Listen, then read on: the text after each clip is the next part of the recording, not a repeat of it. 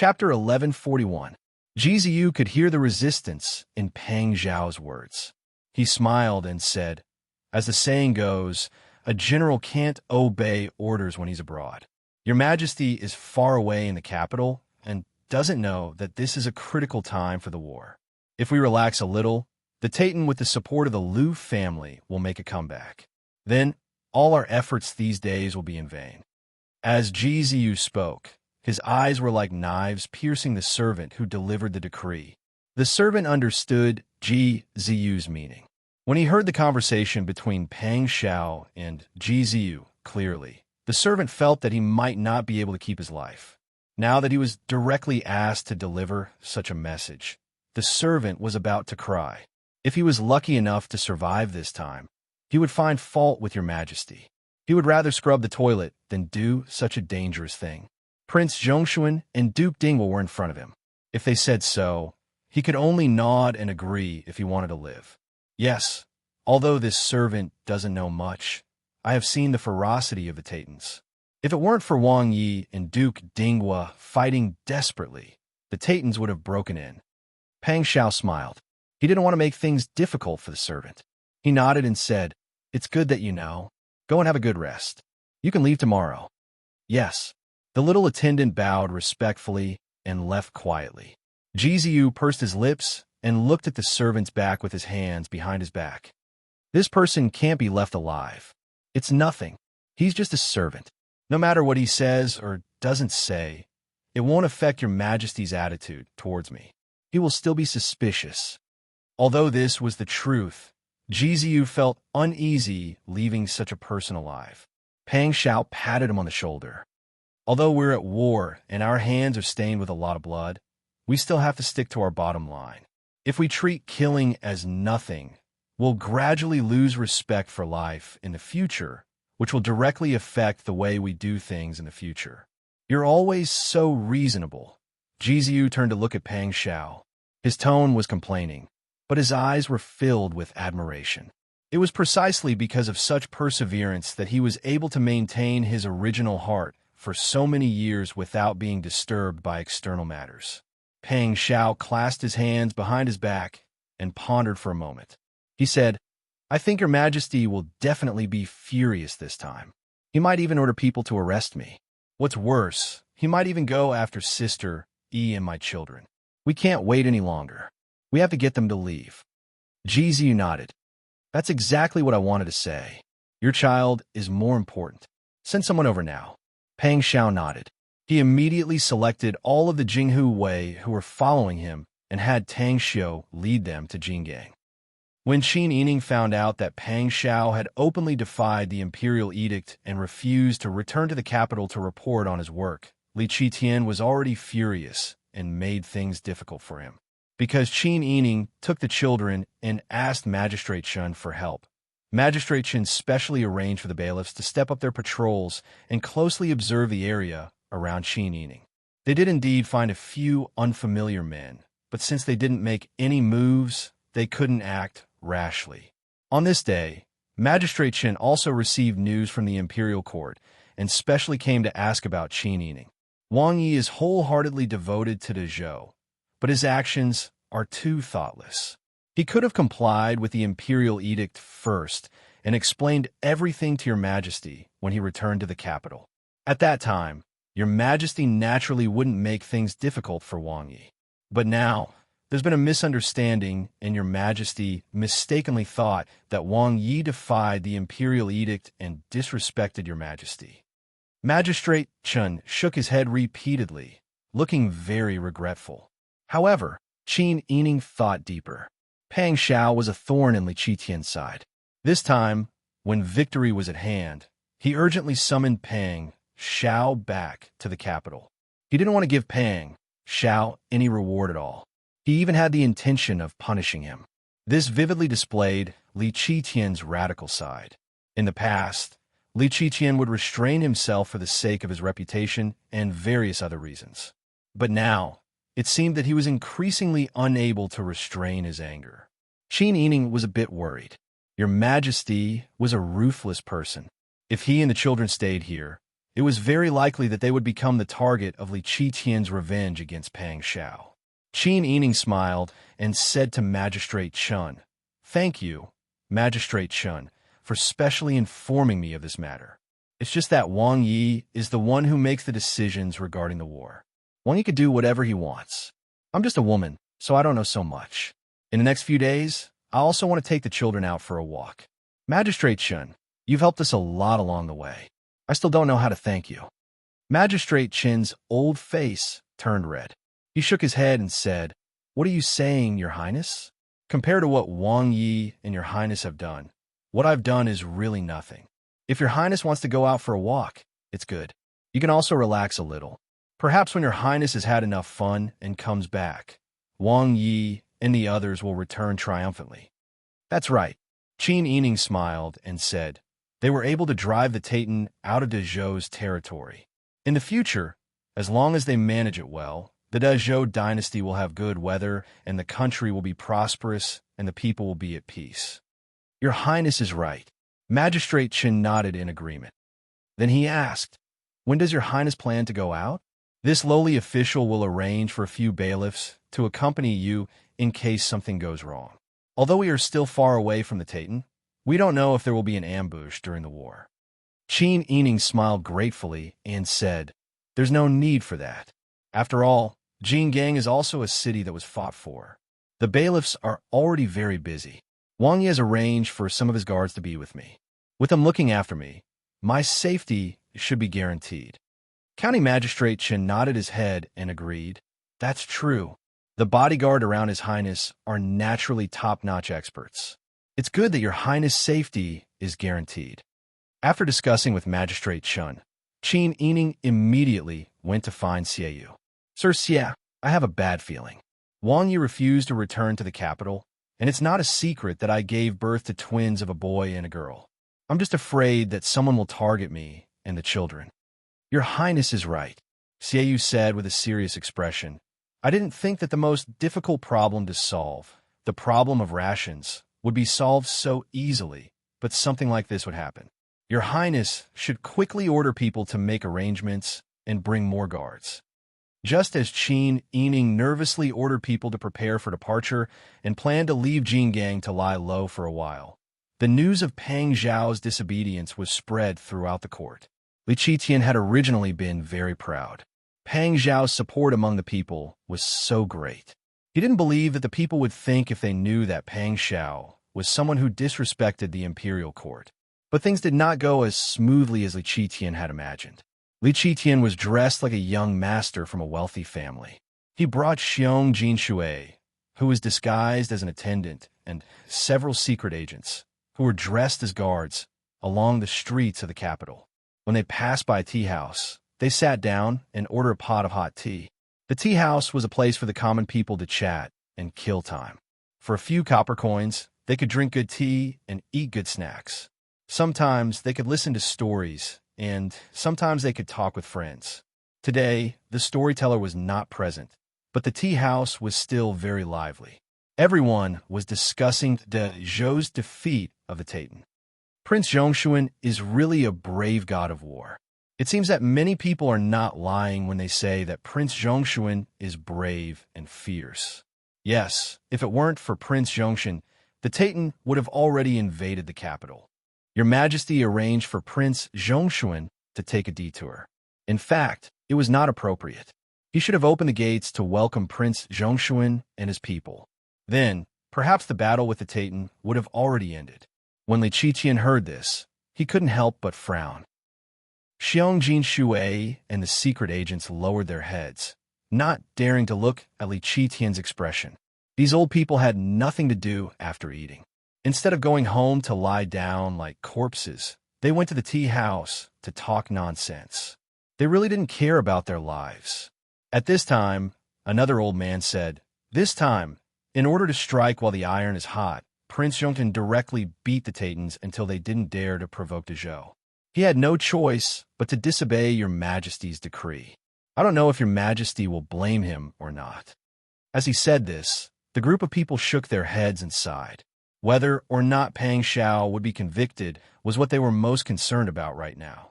Li Qitian expressionlessly picked up the teacup and took a sip.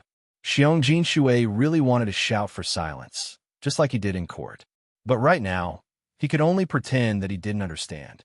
He lowered his head and didn't dare to move. Maybe your majesty is just concerned about Wang Ye's health. In the future, Wang Yi will have to fight to expand his territory.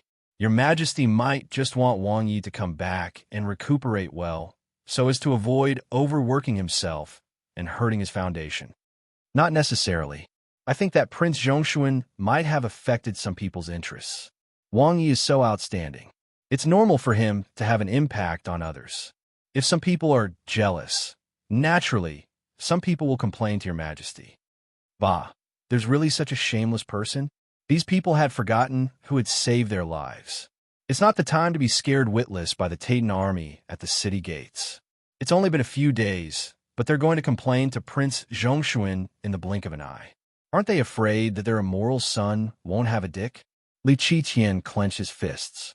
Although he didn't show anything strange on his face, he didn't stay in the tea house for long before he suddenly ordered a carriage to be prepared to return to the palace. The louder the voices of the people, the greater Peng Zhao's influence, and the angrier Li Qitian became. After thinking about it, he called the spies over. Do you know where the Qin clan is right now? Replying to your majesty, I didn't dare to forget your orders.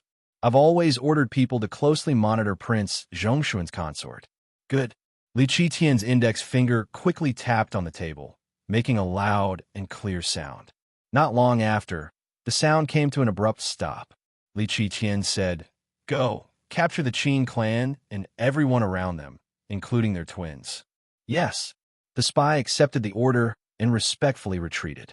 However, when they arrived outside the tea house, they thought about the complicated relationship between Prince Zhongshuan and your majesty.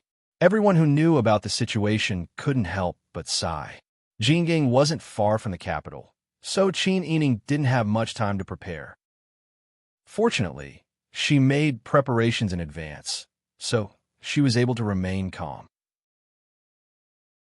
Chapter 1142.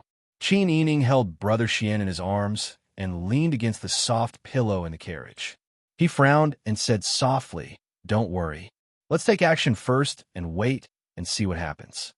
Yes, Jia nodded.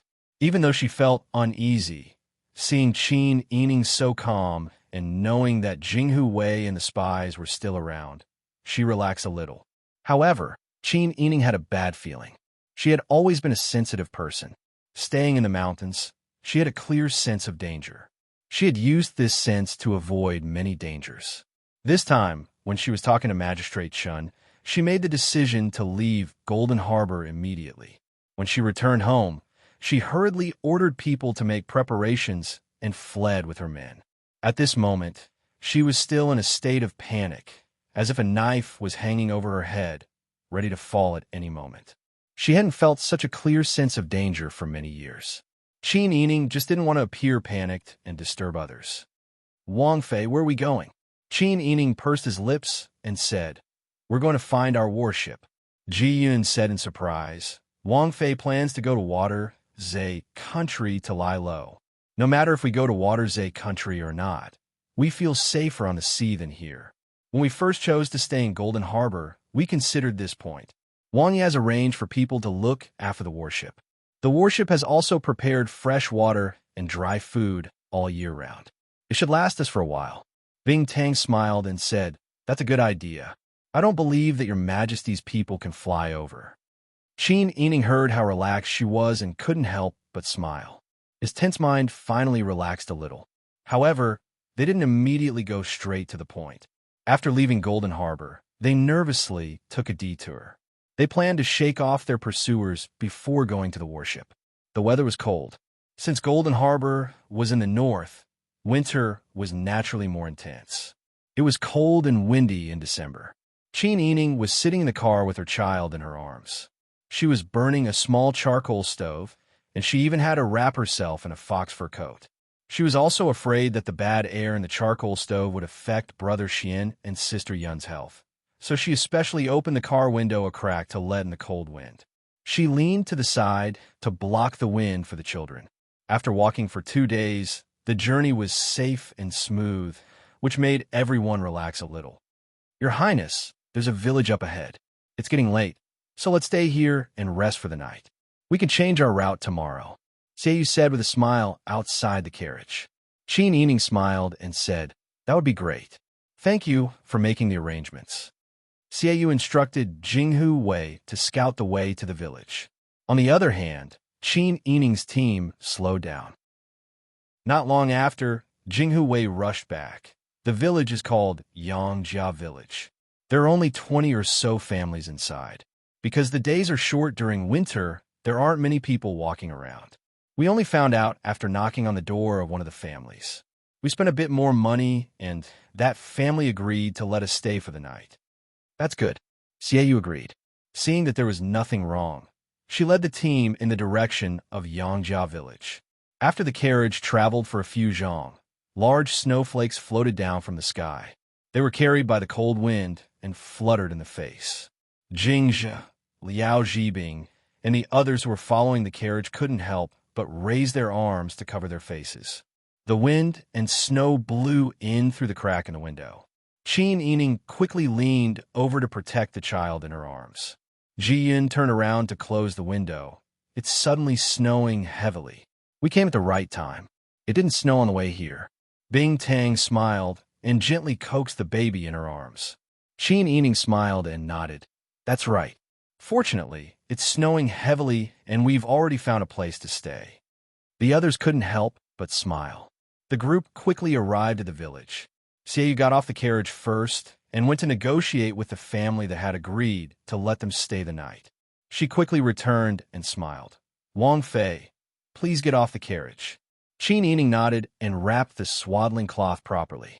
He supported Ji Yun's hand as they got off the carriage. Bing Tang followed behind, also carrying a large red swaddling cloth. She used her cotton cloak to protect the child in her arms and followed behind Qin Yining. Later, boil a pot of ginger soup and let everyone have some. It's really tiring to eat and sleep in the open. The weather is cold. It's better if everyone doesn't catch a cold. Yes. Bing Tang smiled and nodded. Don't worry. Your body is the weakest here. You. Before Bing Tang could finish her sentence, she suddenly saw a flash of silver from the corner of her eye. It was so dazzling that she couldn't help but raise her sleeve to block it. Before she could react, Jingzhe and the others had already turned around and shouted, There's an ambush. Wang Fei, let's go. Qin Yining's heart skipped a beat. She carried the child and turned to leave.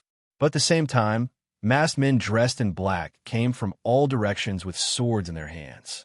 Their footsteps were very light and silent. It was obvious that they were experts. Jinghu Wei, Jingzhe, Liao Zhibing, and the others immediately surrounded Qin Yining, Seiyu, Master Zhong, and the others. They carefully observed these people. Seiyu was so anxious that her face turned pale. Wang Fei, I didn't realize it just now. It's not your fault. Let's think of a way to break out of this encirclement first. Qin Yining hugged her infant and hid with her back to back with Bing Tang. There were more than 100 masked men in black surrounding them. They quickly surrounded the few dozen of them. Pang Xiao had arranged for 10 Jinghu Wei for silver-masked spies and a few of Liao Zhibing's brothers. These are the only people in their group who could fight. Against more than 100 people, how could they possibly win? Go! One of the men in black gave the order. The others immediately rushed forward. Jingzhe, Liao Zhibing, and the others immediately surrounded Qin Yining. Jinghu Wei roared and raised their swords to fight. Quick, find a chance to escape. The other party coldly ordered. Master has ordered that no one is allowed to escape. Capture all of them. Yes. The men in black were unwilling to back down and swarmed forward. Qin Yining's vision was blurred in the wind and snow. She was protected in the middle and could only see that everyone was fighting to the death. Brother Xian and Sister Yun were probably frightened by the sounds of fighting and killing. They woke up with a start and cried loudly. The children's cries were crisp and clear. The sound of the children's cries could be heard throughout the quiet village. Qin Yining's heart ached. It was freezing cold, and the children were crying in the snow. She was really afraid that the children would get sick from the cold. She hurriedly used her fox fur coat to protect the children in her arms. Jinghu Wei and the silver-masked spies heard the children's cries and fought with all their might. But this time, they could see that the other party was an expert and had come prepared. They were on par with them in terms of fighting skills, and some of them were even more skilled than them. They had already done their best, and the other party was also well-coordinated. They were determined to capture them. Jing's eyes immediately turned red. Fight them to the death. Yes. The other spies and Jinghu Wei agreed in unison. Everyone fought with all their might and fought a bloody path out of the encirclement. They fought and retreated, protecting Qin Yining as they broke out of the encirclement. But who knew that they had only taken a few steps when they were met with a group of armored cavalry? They were all wearing the uniform of the Jingji guards. The sound of the horses' hooves trampled the snow on the ground into mud. When Qin Yining heard that the other party wanted to capture them alive, she knew that it must be Li Qitian's men who had chased them here. Now that she saw the Jingji guards, who could only come here because of the emperor's orders, how could she not understand? She hurriedly led her men into a side alley. Just as they turned around, a group of young men dressed as commoners rushed up and blocked the path of the pursuers. Princess Consort, leave quickly. Qin Yining found these people unfamiliar, but the few Jinghu Wei beside her looked familiar. Princess Consort, these are the new faces that we found in the city earlier. Those young men blocked the Jingji guards' cavalry with their bare hands. Hearing this, the leader couldn't help but say, "Our master ordered us to protect Princess Consort's safety." Princess Consort, leave quickly. Qin Yining was even more puzzled. Master? Among the people she knew, Lu Heng and Qiu Feishan were the only ones who could be called master. Qiu Feishan's relationship with Qiu Yuanqing was still unclear, so she couldn't be called the master of the Qiu family. So these people were sent by Lu Heng? Qin Yining didn't have time to be surprised. She turned around and fled with the child. Bing Tang and the others followed closely behind her. Jinghu Wei, the silver-masked spy, and the people arranged by Lu Heng tried their best to resist the pursuers. But Qin Yining and her men were outnumbered. The Jingji guards had more than 100 people, and they were all cavalry. They only needed to send a part of them to outflank Qin Yining. Qin Yining looked at the Jingji guards' cavalry standing in front of her on a tall horse. She couldn't help but hug the child tighter, and the child cried even louder. The person sitting on the horse was expressionless. "Come, take her down." Yes. Everyone jumped off their horses and swarmed up. Jing Zhe, Liao Zhibing, and Jinghu Wei had already been entangled, but they couldn't resist the enemy's numbers. Seeing Qin Yining being blocked, they couldn't do anything else. Qin Yining hugged the baby tightly and stepped back step by step, but the other party didn't show any mercy. Dozens of Jingji guards swarmed up, and Qin Yining and her men were immediately pressed to the ground.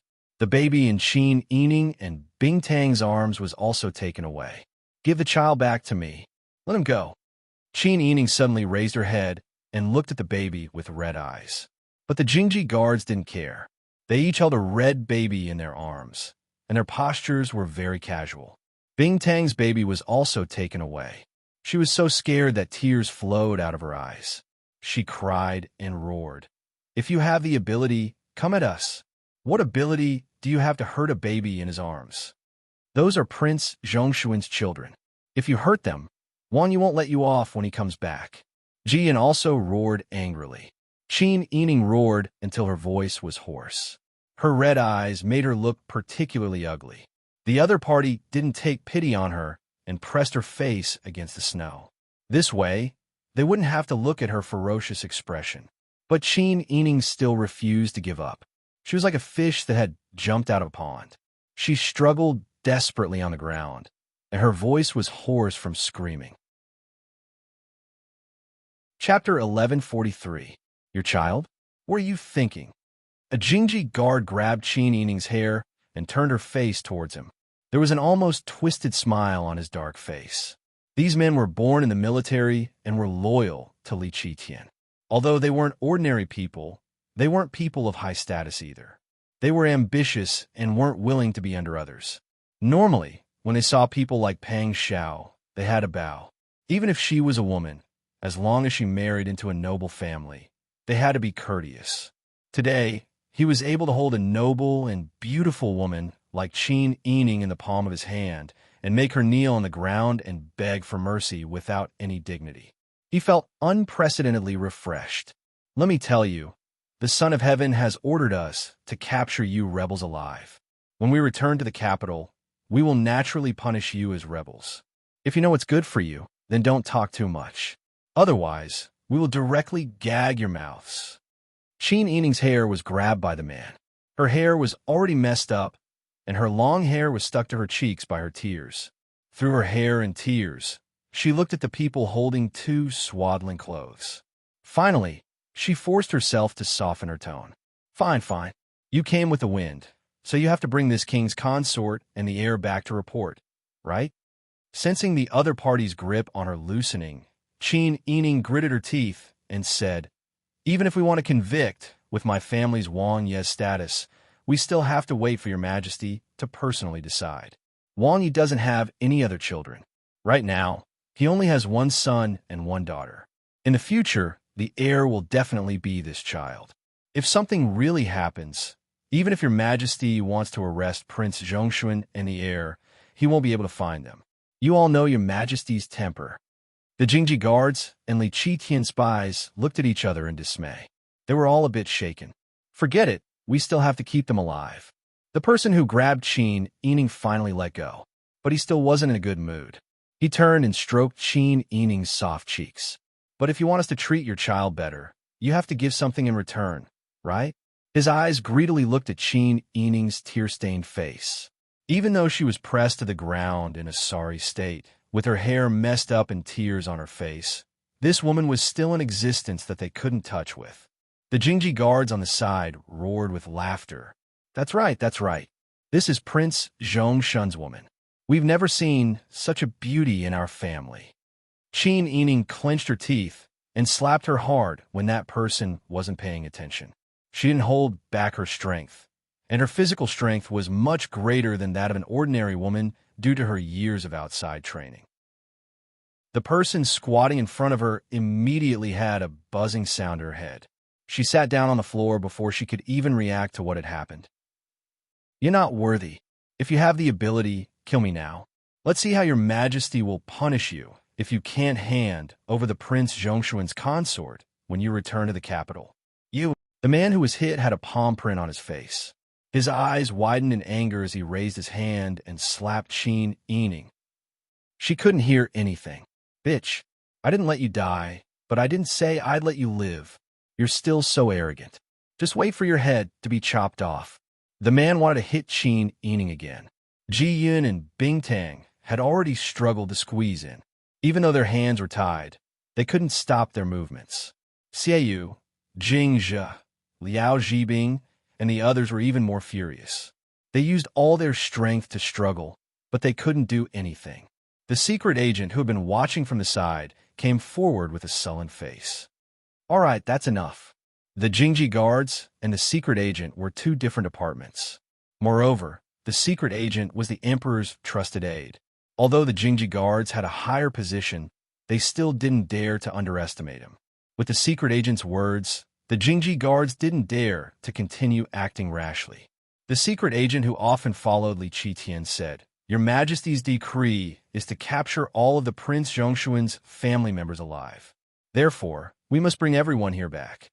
If they're dead, Your Majesty might decide to use them, but he can't. At that time, whoever killed their subordinates will be punished. Yes, everyone responded in unison. A trace of blood dripped from the corner of Qin Yining's mouth. When the slap came down, his teeth had cut his tongue, and the blood hadn't stopped flowing. However, at least he could temporarily relax. At the very least, their lives could be saved for the time being.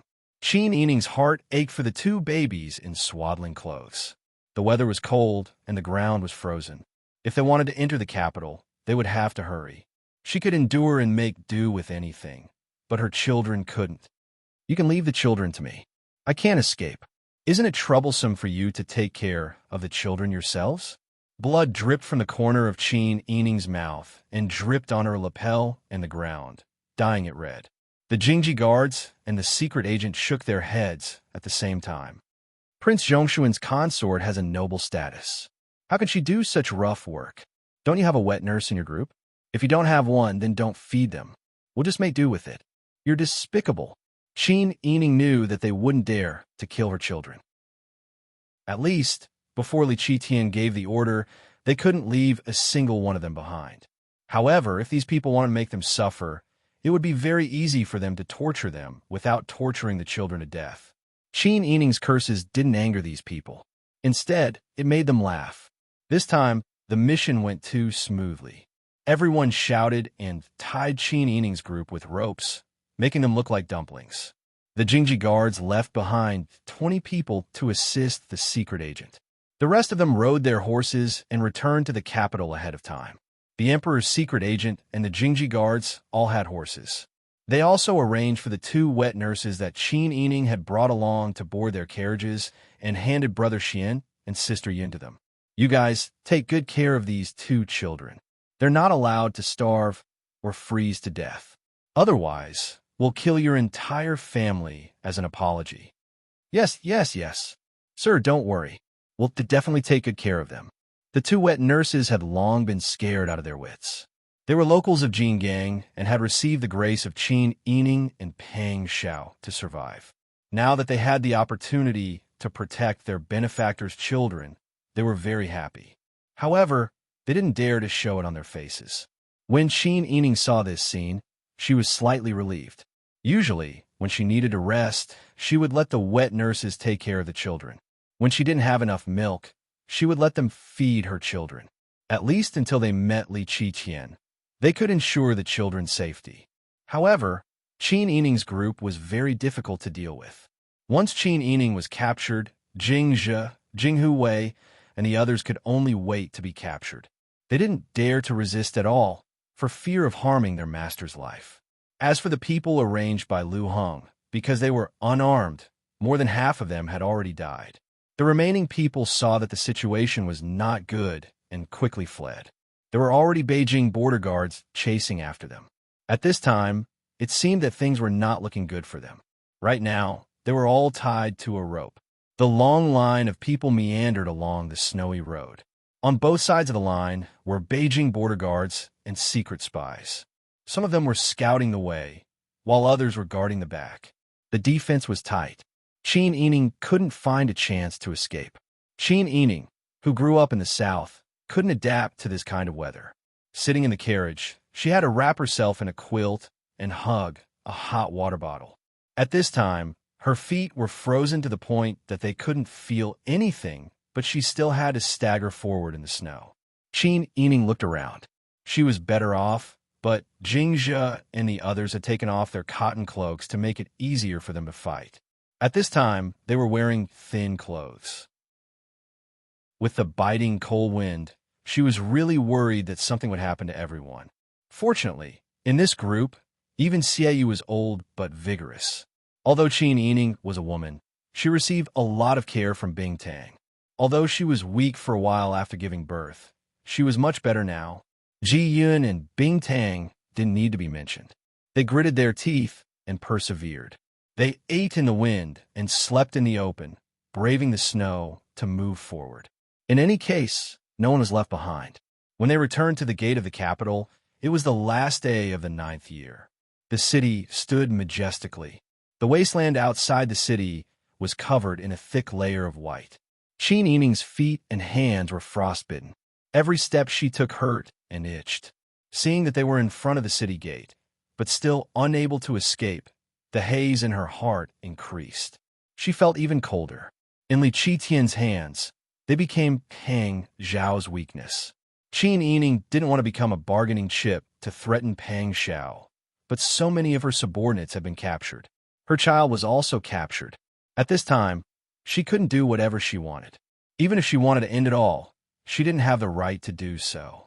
She still had to stand at the forefront of everyone and be the person who could resist. Come in. When they arrived at the city gate, the capital guards still didn't push open the gate. The left and right sides pulled the string of children, and everyone was pulled into the city in a line. They ate in the wind and slept in the open. In the cold weather, their hair was messy and their clothes were dirty. When the commoners saw this scene, they couldn't help but whisper to each other. When someone saw Chin eating in the crowd, they whispered, "Io, which family is this criminal woman from? She's so beautiful. If she was sold as an official prostitute, it would be everyone's good fortune." That's right. That's right. Such a beautiful woman. We usually don't see her. Bah, watch your words. Someone who recognized Chin eating immediately scolded. That's Prince Zhongshuan's consort. Prince Zhongshuan was fighting on the front lines, but Prince Zhongshuan's family was captured. What is the meaning of this? Have you forgotten who defeated the Tatars and didn't let the Tatars take half a step into the capital? If it wasn't for Prince Zhongshuan that day, Dezhou would have been destroyed. Now that you see his family here, you still dare to insult them. Are you still human? These words made everyone speechless. Someone mumbled, "We also don't recognize her." Chapter 1144. Go away, go away. The Jingji guards waved their whips to chase the people away. The fat woman who had spoken was also chased away. This is a serious criminal of the imperial court. Your Majesty has to deal with them personally. How can you decide whether or not they have water to drink? Do they listen to you or the Son of Heaven? The Jingji guards' voices were loud and domineering. The people only dared to speak when they saw that these people didn't say anything and didn't stop them from approaching. However, now that they saw this scene, how could they dare to speak? Even if they were dissatisfied and had a sense of justice, not everyone would be willing to take risks for the sake of justice in their hearts. Chin Yining lowered her eyes and restrained the contemplation in her eyes. The Jingji guards and secret agents realized that they had chosen the wrong time to enter the city. At this time, they didn't know what Your Majesty's decision would be. Although they felt that Your Majesty's request for Prince Zhongshuan to return to the capital wasn't a secret, they didn't ask for permission and could easily be blamed. Therefore, they immediately pushed Chin Yining's group to speed up. Go to the Ministry of Justice's prison first. Lock them up and wait for the Son of Heaven to deal with them. Yes. Everyone responded in unison and immediately pushed the group forward. Although the people on both sides of the road had objections when they saw this, no one dared to say anything this time. Chin Yining closed her eyes. Her messy long hair fell by her cheeks as she lowered her head. She staggered for a moment and then stood up straight with difficulty. However, everyone could see that Prince Zhongshuan's consort was very weak. Some people were already nervously clenching their fists. There were also people at the back of the group who stretched their necks and rushed forward. Chin Yining was already very tired from the journey. Her frostbitten hands and feet, as well as the joints all over her body, were screaming in pain. Her hungry stomach was constricting and cramping from breathing too much cold air. However, she was too worried about her child, so she gritted her teeth and endured it all. Although she could continue to endure if she wanted to, she knew that she didn't need to. These people arranged by Li Qiqian were too arrogant. Just like their master, they ignored the people's hearts. Now was the best time for her to create public opinion. Chin Yining gave up. She had been forcing herself to be numb and not care about the pain in her body. Now that she was indulging herself, the discomfort and weakness immediately drowned her like a tide. She staggered 2 steps and almost couldn't keep up with the group. Her footsteps were as heavy as lead. When the Jingji guards on the side saw Chin Yining slow down and her body, they immediately assumed that she was plotting. Quickly, stop pretending. Which one of you can take responsibility for delaying the Emperor's matters? The whip landed on Chin Yining's back. She had been beaten a lot along the way. There were whips, sticks, branches, and slaps. She forced herself to get used to it. But now, the defense in her heart was broken. The heavy whip landed on her back. It was so painful that her eyes turned black. Her legs gave way, and she fell down. "Wang Fei, how are you?" Everyone exclaimed. Chin Yining's front and back were Bing Tang and Ji Yun. These people tied them to a rope. When she fell, Ji Yun and Bing Tang were the closest and were immediately pulled down. People in front and behind them also fell down. For a moment, the entire escort group was in chaos. Ji Yun screamed and hugged Qin Yining, who had fallen down. She shouted mournfully, "Wang Fei, Wang Fei." Bing Tang's face was also full of tears. She quickly checked Qin Yining's pulse. Xiaoyu climbed up with difficulty. Her hands gripped the rope tightly. She shouted with tears in her eyes, "Wang Yi fought for the country, but you captured Wang Ye's wife and child. Do you have any humanity? What did Wang Yi and Wang Fei do wrong? Along the way, you beat and scolded Wang Fei and humiliated her. Aren't you afraid that after you die, Wang Yi will put you in a pot of oil?" "Shut up." The Jingji guard stepped forward and kicked Xiaoyu to the side. But Jing Zhe, Liao Zhibing, and the others would not agree. Even if their hands and arms were tied, they still resisted with their feet. For a moment, the streets were filled with horses neighing and people shouting. The sounds of fighting and insulting mixed together. The people in the capital were so scared that they retreated. There were also many people who felt a chill in their hearts when they saw this scene. The Taitan were driven out of Dezhou. Prince Zhongshuan's family immediately suffered such a situation. Wang Yi fought for the country, but he did not receive any praise or trust. Even when he led troops to rescue the emperor did not even let him enter the city gates. Now that the battle situation had stabilized slightly, the emperor urgently called Wang Yi back to the palace. Wang Yi wanted to continue fighting the Tatars, so the emperor captured Wang Fei and Wang Ye's family and abused them like this. Even if the rabbit was killed and the hound was cooked, it shouldn't be so ugly, right? For the emperor to do this, how could he live up to his conscience? The common people did not understand too much. After all, they did not have access to those secrets. But they maintained a kind heart. They knew right and wrong, and they knew the bottom line of a person's life.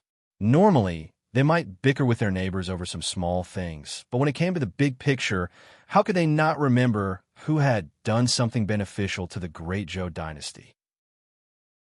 Seeing Wang Ye's family being abused like this, Wang Fei was so weak that she could not bear the burden. There was also the tragic cries of an infant in the carriage, adding on the muffled sounds of punches hitting flesh when the Jingji guards beat the Wang Fu's family members. Was this still Jing? Was this still under the emperor's feet? Many common people almost didn't know where they were, and didn't know why they were here to watch such a farce. They didn't dare to say more because they were afraid of being implicated.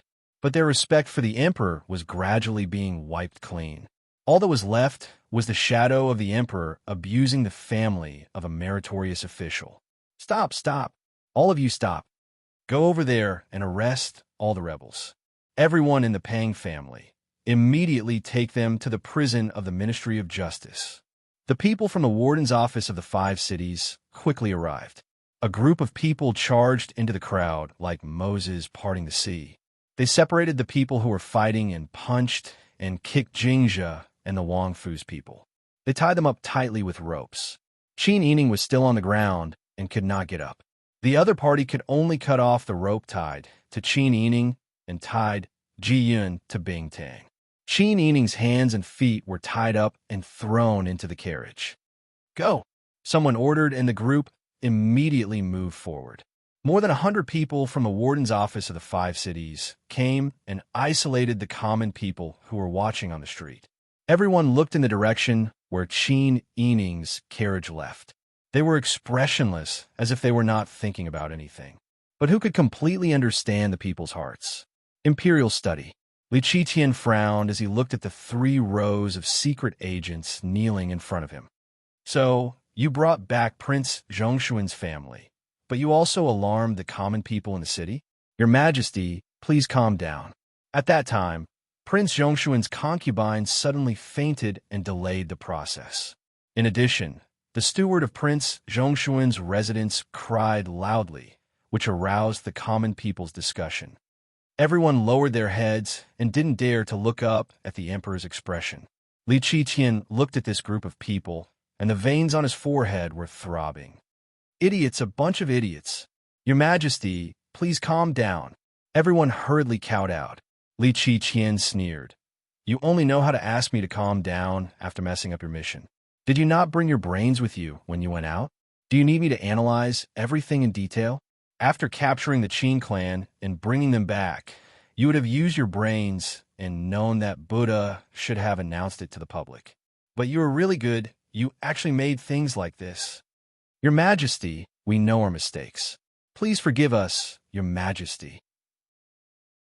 Li Qitian stood up and walked slowly with his hands behind his back.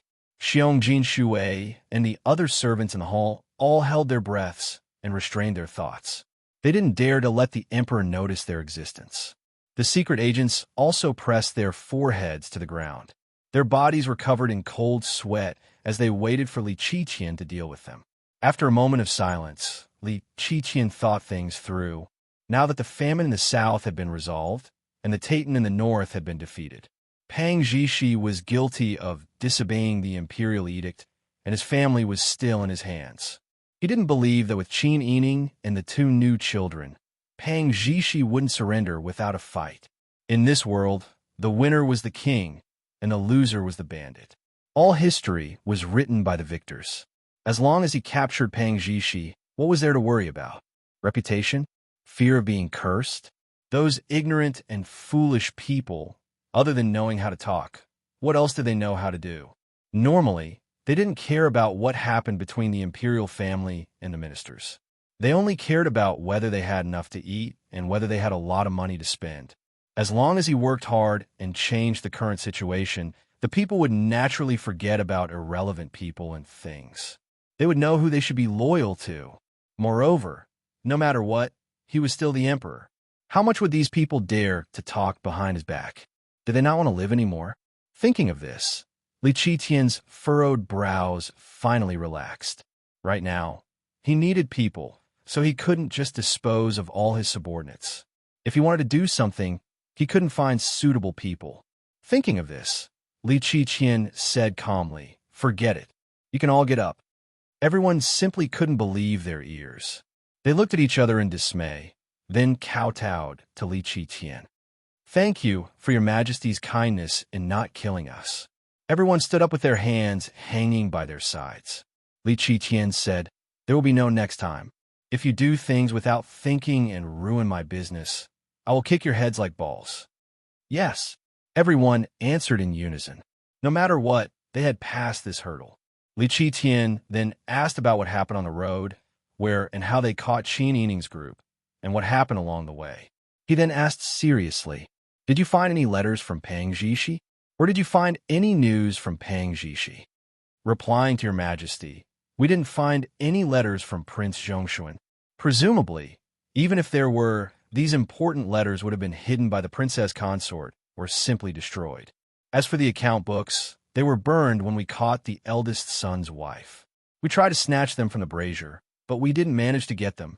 Li Qitian's expression became even more gloomy. Everyone was afraid. The leader of the secret agents lowered his head and pondered for a moment. Suddenly, his eyes lit up. "Your Majesty, actually, when we caught Prince Zhongshuan's consort, we encountered another strange thing." "Oh, what is it?" Li Qitian's attention was successfully diverted. Chapter 1145. Li Qitian looked down at the people in front of him suspiciously. He knew that these people were likely to talk nonsense in order to shirk responsibility. Seeing that the emperor was silent, the spies were afraid and hurriedly added to each other. "Your Majesty, we would never dare to deceive your Majesty. This matter is absolutely true." At that time, the group of people were not weak, but they did not carry weapons. Exactly. It can be seen that the group of people were secretly protecting Prince Zhongshuan's consort, but they were not familiar with each other and Prince Zhongshuan's people. Therefore, I suspect that the other party was most likely arranged by another party. Perhaps it was those people who were familiar with Prince Zhongshuan. They all knew that the emperor was the most suspicious person.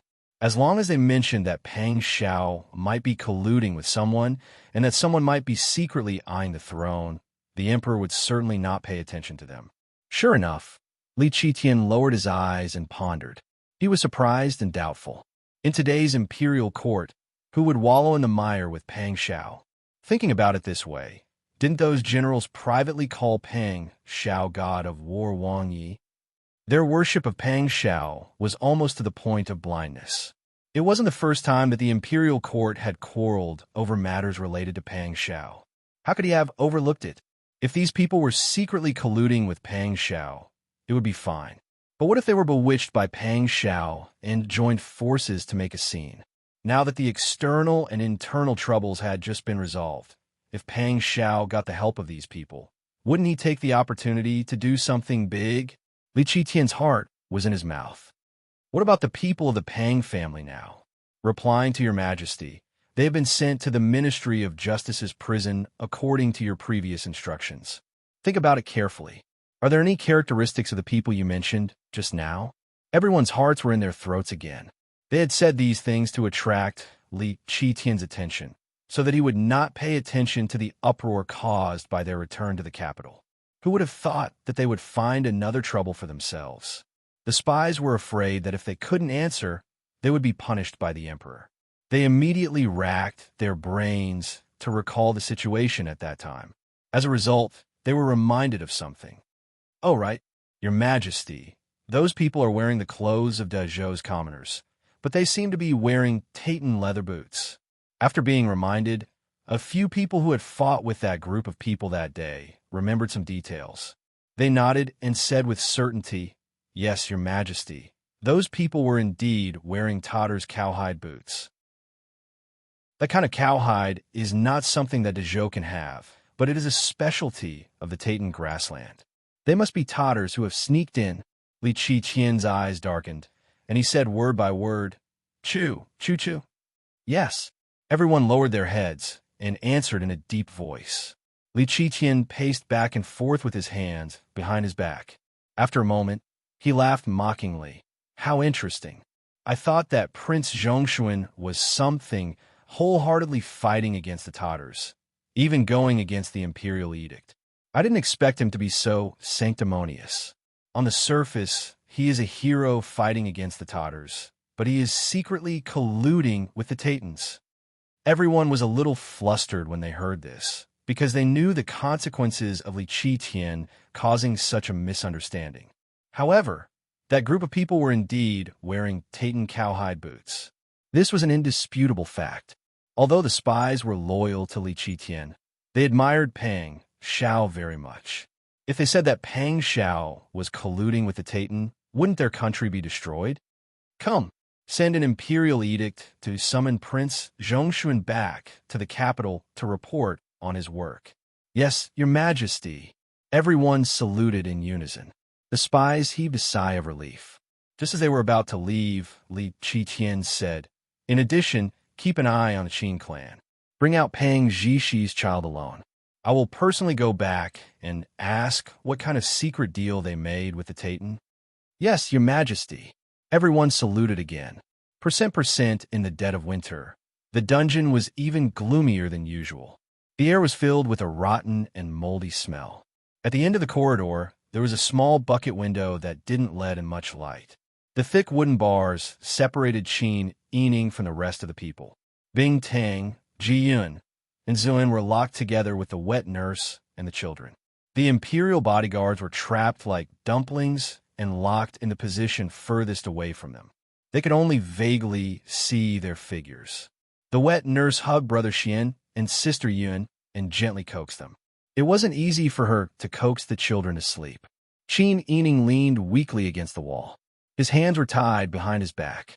His long hair was messy, his cheeks were dirty, and the corners of his lips were stained with blood. A pair of bright eyes watched the children fall asleep.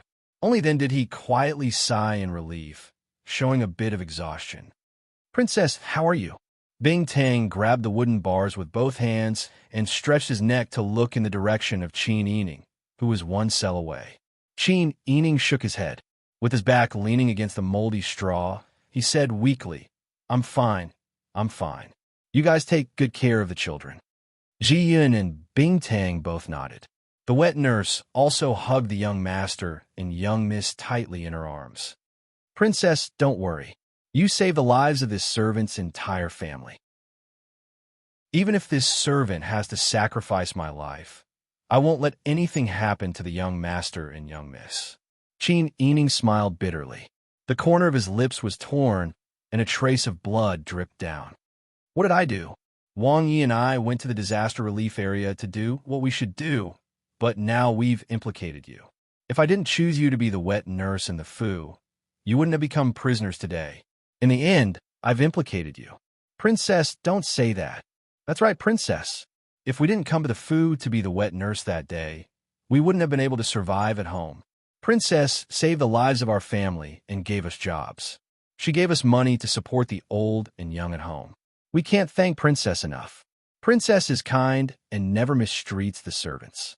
We eat and dress well with Princess. There's no reason for us to be thick-skinned when we're enjoying life. Now that we've met with disaster, if we blame you for implicating us, then what kind of people would we be? The other wet nurse was the most stupid, but she also nodded in agreement. These two women in their prime had been tortured by life. They looked like they were almost 40 years old, but the sincere smiles on their faces made them look even more gentle and beautiful. Qin Yining felt a lot more at ease. He smiled and said, "Being able to receive your help is my and Wang Ye's good fortune. If I can escape alive in the future, I'll thank you properly." Everyone shook their heads. "Princess, don't worry. You and Wang Yi will be fine." However, even though they said that, they still felt bad in their hearts, because they had seen with their own eyes how the emperor treated the families of the meritorious officials. They also knew that after the Tatars were driven out, the emperor summoned Wang Yi back to the capital. When all these things were connected together, anyone with a bit of intelligence would be able to understand the cause and effect of all this. Wasn't it because the emperor was afraid of the meritorious officials?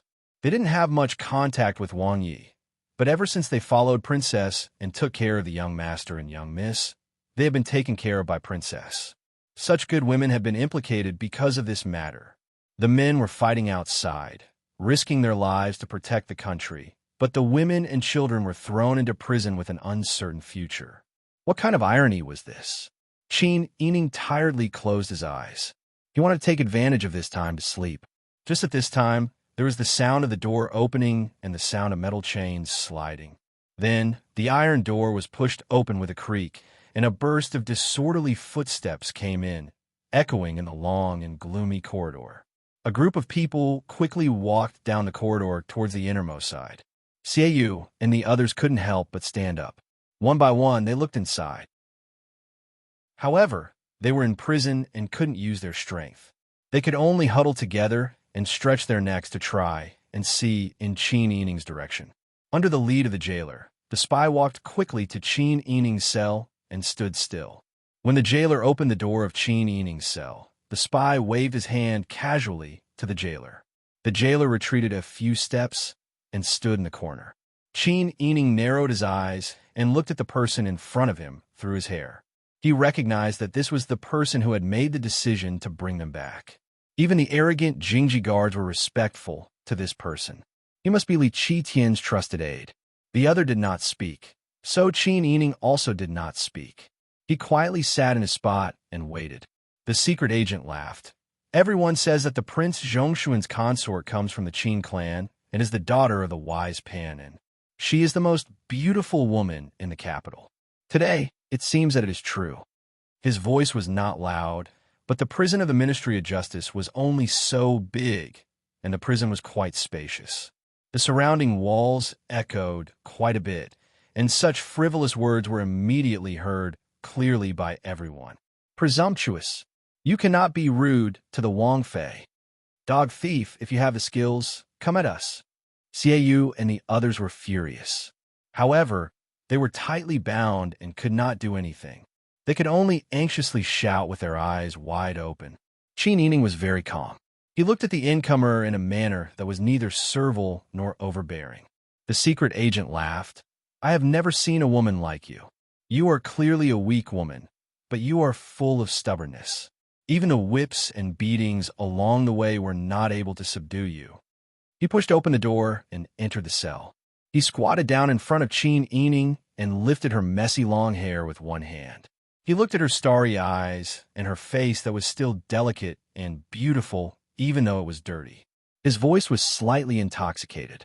You were born with this kind of appearance. If you were willing to make good use of it, would you have suffered so much on the way here? His finger reached out towards the whip mark on Qin Yining's neck. Qin Yining tilted her head and dodged his hand. You came here by imperial decree? What orders does your majesty have? With one sentence, the secret agent's hand stopped in midair and slowly fell down. He shook his head and sneered. You really know how to be a party pooper. Yes, I came here by imperial decree. You shouldn't want to know your majesty's orders. Qin Yining pursed her pale lips. There was still no color on her lips. The trace of blood at the corner of her lips made her cheeks look extremely pale. The secret agent sighed and said, Your Majesty has ordered me to take away your 2 children. Children, if you are willing to agree to my request, and let me get close to you, I will treat your 2 children well. Otherwise, I cannot guarantee that they will live to see your Majesty. As he spoke, he raised his hand again and moved closer to Qin Yining's face. Qin Yining's beautiful eyes widened, and she gritted her teeth. She was meat on the chopping block. Since she was captured, she knew that Sister Yun and Brother Xian would definitely be taken away. If she became hostages, Li Qitian would definitely think that she was not as important as the 2 children. Chapter 1146. The children are still young. They're only 3 months old. They can't leave, but your Majesty gave the order. The spy's hand caressed Qin Yining's face back and forth. His eyes gradually became heated and his voice trembled with excitement. Your Majesty asked me to bring the 2 children into the palace. As you said, they're only 3 months old. It's freezing outside. I can't guarantee their safety on the road, Princess Consort. Qin Yining pursed her pale lips. After a moment, she said, If you do anything to them, you won't be able to answer to the Emperor, right? When the time comes, will the Emperor let you off? Do you know what the Emperor wants us to do? Our lives are in danger, but the Emperor wants to see our lives used on the edge of a knife. Is that so? The spy said, When you put it that way, it makes sense. Anyway, they're twins. It's enough to leave a boy behind. As for a girl, her body is naturally weaker. She can't withstand the wind and snow in the north. Qin Yining's pupils shrank. She was speechless. Ji Yun gritted her teeth and roared, You despicable person! The wet nurses hugged the 2 children even tighter. Their eyes were full of vigilance. Xiaoyu, Jingzhe, Master Zhong, and the others wanted to break out of the cage and fight the spy to the death. Everyone cursed, Despicable person, taking advantage of other people's difficulties. What kind of man are you? Their angry curses echoed in the prison cell, but the spy had a smile on his face. He stared at Qin Yining's pretty face with burning eyes and played with her long hair. So what do you think? Qin Yining closed her eyes. She didn't dare to take the risk. She knew that Li Qitian would use her children to threaten Pang Xiao. In a man's heart, children were naturally more important than his wife. But she couldn't be sure if the person in front of her would understand this logic and secretly kill her children. She really did not dare to gamble. She could not lose either Brother Xian or Sister Yin. All right, Qin Yining suddenly opened his eyes, and there seemed to be a cold glint in his eyes. But I don't want to be here. There are too many people here. The spy was overjoyed and laughed heartily. Good, good, good. No matter what, there needs to be a bed to be worthy of Wang Fei's noble status. With this, does it mean that Zhongshan Qin Wang and I are colleagues? As he spoke, he lifted Qin Yining's collar and walked out with her in his arms. He ordered the jailer of the Ministry of Justice's prison, Go, make room for me. Hey! The jailer chuckled as he led the spy out of the room. Your Highness, Princess Consort. Ji Yun, Bing Tang, and the other womenfolk cried in despair. Xiaoyu and the others' eyes were crimson red. Their angry roars echoed throughout the entire prison. But they were tied up and could not do anything. They had endured being whipped and insulted on the way here. But now, because of their lack of protection, Wang Fei was going to accompany such a despicable person. How could they endure it? How could they explain it to Wang Yi? This old one is ashamed to face Wang Yi. Ashamed to face Wang Yi. Xiaoyu's tears flowed down his old face as he sighed towards the sky. Liao Zhibing gritted his teeth and said, "We have to think of a way. Even if we have to atone for our crimes, we have to bring Wang Fei, the young master, and young miss out of here before we die." Right?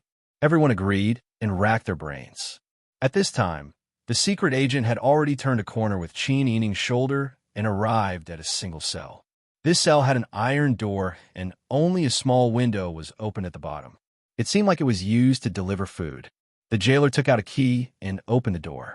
He smiled and said, "Master Nya, this is the only single cell in our prison. Please make do with it.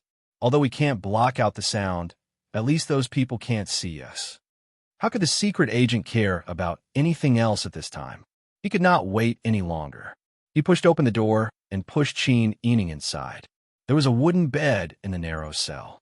The bed was covered in moldy straw. There was a large window in the wall that reflected the gray sky of a winter afternoon. A thin layer of snow floated down. Qin Yining was pressed onto the wooden bed by the secret agent. Her hands were tied behind her back. She twisted her body, and her soft voice carried a bit of panting. You have to let go of my hands first. This is too uncomfortable." The secret agent was already kissing her neck. He gave a rough and cold laugh. "Don't even think about it. It's fine as long as your legs aren't tied up. I don't trust you." Then, the sound of silk ripping could be heard in the cell. The walls of this gloomy prison were damp and were not soundproof at all. Everything could be heard clearly. Everyone wanted to speak to block out the sound, but they didn't know what to say.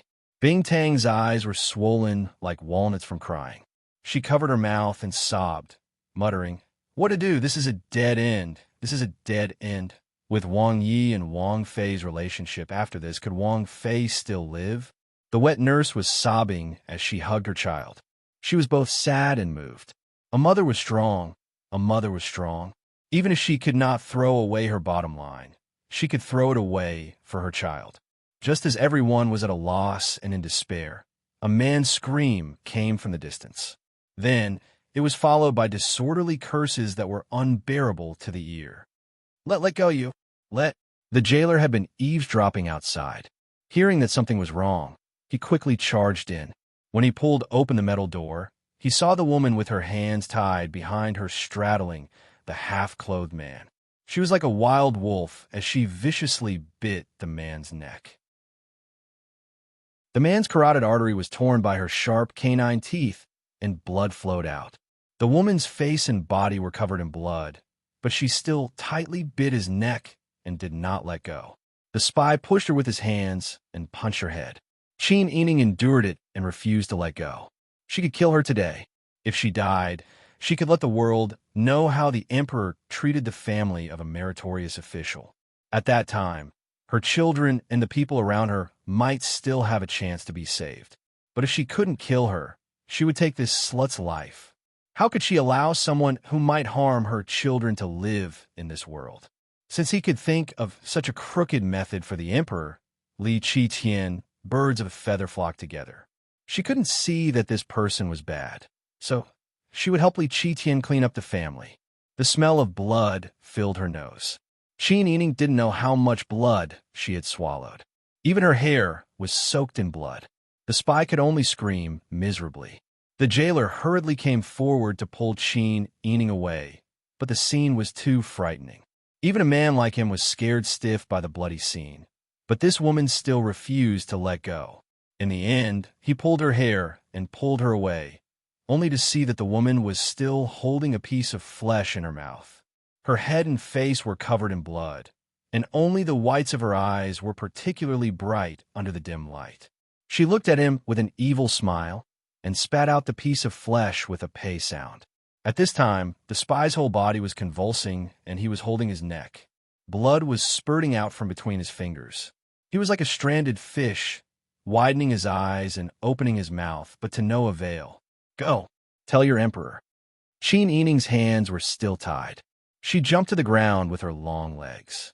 The jailer was scared by her bright eyes that were covered in blood and that she was so bloody that he took a step back. Tell him that the people he sent didn't listen to orders and wanted to kill important hostages. I've already killed them. Her voice, which had always been low and gentle, seemed to have become more metallic after being nourished by human blood. It echoed in the silent prison cell. Tell your emperor again. If he wants to negotiate, then negotiate. If he wants to use us as hostages, we're willing to cooperate. My 2 children and I can only die together. If he wants to kill any one of us, I'll make him waste his efforts. He won't even need a single hostage. Her resolute tone was full of the will to die. At worst, she would fight to the death. If she and her children weren't there to hold them back, Pang Zhao wouldn't be so timid. If news of their death spread, with Pang Zhao's usually affectionate personality, he might not even fight with the Titan, and Shui Jun would directly come back to the capital. This was definitely not what Li Qitian wanted to see. Li Qitian would definitely think of a way to make the most of them as hostages. The spy's legs bounced a few times. His eyes were wide open as he clutched his collar tightly and stopped moving. In the prison cell filled with blood and the smell of blood, the jailer came back to his senses in a daze. He swallowed a mouthful of saliva and nodded frantically. Qin Yining walked out of the door. The jailer was so scared that he took a step back. He hesitated for a moment before he dared to step forward and follow her to the cell where she was originally locked up. Xiaoyu, Bing Tang, and the others had already heard the noise. They all stretched their necks to look outside. When they saw Qin Yining covered in blood, they gasped. They also saw that her clothes were slightly open at the collar and nothing else was wrong. They secretly sighed in relief. Wang Fei, Bing Tang choked with sobs. Qin Yining passed by their cell and smiled comfortingly. However, the smile of a person whose face was covered in blood only gave off an eerie and terrifying feeling. It didn't have any comforting effect at all. Don't worry, I've bitten that bitch to death. Bitten to death. Yes. The jailer pushed Qin Yining into the cell door. His hands quickly locked the cell door as if he was afraid of a ferocious beast running out to bite people. Then he quickly ran out and called for his colleagues in the cell next door to help. He even shouted loudly, "Not good, not good. Wang Fei has bitten Master Nye to death." Bing Tang, Ji Yun, and the others were all squeezed to Qin Yining's side. They looked at Qin Yining across the cell. "Wang Fei, how are you?" Qin Yining smiled. She sat tiredly on the moldy straw. Only then did she feel her vision turn black. Her entire body hurt, especially her head. She felt dizzy just by moving. It must be because the person called Master Nye hit her too hard when he resisted. "I'm fine. I won't die." Qin Yining closed her eyes and leaned her head against the cold wall. She muttered, "After this mess, I want to see who dares to have any evil thoughts." Li Qitian wants a live hostage to threaten Pang Zhishi to return to the capital. If Pang Zhishi knows about our deaths, she won't just return to the capital to report on her work. Instead, she will bring her soldiers and horses to fight back. Isn't Li Qitian afraid of soldiers who have just killed the Tatars and seen blood? Although she said it with a firm tone, her battered appearance, which was covered in blood, didn't seem to be the case at all. A girl almost lost her virginity. She personally bit down on someone's throat and was sprayed with warm blood all over her body. How desperate must she be to do this? Chapter 1147. I hope he doesn't come back. Qin Yining closed her eyes tiredly and curled up even tighter. Bing Tang, Ji Yun, and the others all hung their heads. Their tear-stained faces were filled with despair. Of course, they knew that the emperor had set up an inescapable net. As long as Wang Yi stepped into Jing, only death awaited him. Wang Fei was extremely intelligent. She had probably predicted this day would come when she had been captured. However, they had been looking for a chance the entire time, but had not been able to find a way to escape. If there was hope, who wouldn't want to live well? Wang Fei and Wang Yi had such a good relationship. Why wouldn't they want to be together forever and grow old together? However, the affairs of the world were unpredictable. It was not up to them.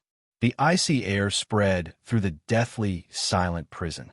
After the anger, everyone was only left with confusion. They were now in prison and had no way out. They really didn't know what new tricks Li Qitian would play. Wang Fei had killed the person sent by Li Qitian. What kind of tense situation would she face next? Qin Yining closed her eyes and wanted to rest. She didn't know what would happen later. However, when she calmed down, there was a splash of red in front of her eyes. The man surnamed Nia widened his eyes in disbelief as he held his neck. She felt very cold and dizzy. Her entire body was in pain. She hugged herself even tighter. At this time, Li Qitian had received the news from the Ministry of Justice's prison. He was extremely shocked. "You are saying that Prince Zhongshuan's consort bit Nie Er to death?" "Yes." Nie Er threatened Wang Fei to have Wang Fei accompany him once. Wang Fei pretended to agree and found a chance to bite Nie Er's neck. The blood vessel there was broken. Li Qitian waved his hand in disbelief. He was angry that Nie Er had taken advantage of his work to do such a thing. However, he was even more shocked by Qin Yining's reaction. Isn't this woman a little too bold? She dared to bite someone to death. Was she still a woman? Most likely, normal men would not do such a thing. People said that the Qin clan grew up in the mountains before the age of 14. It seemed that this was true. However, when he thought about how Qin Yining was Pang Zhao's wife and how this woman was different from any other woman he knew, he felt even more jealous. Pang Zhishi was better than him in everything. The common people favored him. Pang Zhishi's wife was prettier than his. She was more than him. Li Qitian took a deep breath and suddenly stood up. "All right, very good. Her man is arrogant, and she doesn't put me in her eyes. I want to see for myself just how capable she is. She can only live if I let her live. If I want her to die, she has to die. Prepare." Everyone in the room agreed in unison. Xiong Jinshui was a bit worried. "Your Majesty, it's cold outside. You, get out of my way." Li Qitian strode out and kicked Xiong Jinshui to the side. The other eunuchs hurriedly followed. Some of them prepared carriages, horses, and cloaks. They were so busy that they fell off their horses. Xiong Jinshui endured the pain and got up. He scrambled to follow them. The prison cell in the Ministry of Justice's prison had just been cleaned up. Nier's body had also been carried out. Less than half an hour after it was locked up, there was a commotion outside the door. "Your Majesty?" The jailer was at a loss. He knelt on the ground and kowtowed several times. The emperor had come in person. The Minister of Justice, Assistant Minister, and other officials did not have time to rush over. However, the jailers suffered. They were so scared that their bones turned to jelly. They almost stuttered when they spoke. Nie Er was bitten to death. Yes. Second Master Nie's neck was bitten. He died from blood loss. Li Qitian received confirmation. He sneered. "Where is the Prince Zhongshuan's consort?" "In the prison." The jailer hurriedly got up and went to open the door. The eunuchs who followed Li Qitian felt that it was not appropriate for Emperor Fong to set foot in this place. However, Li Qitian did not care. He strode down the stairs and followed the jailer. The eunuchs and guards had no choice but to follow. Although it was snowing outside, it was warmer than inside the prison cell. As soon as they entered the prison, they were greeted by a cold, musty, and bloody smell. Li Qitian had lived like a prince for many years. He could not endure much hardship.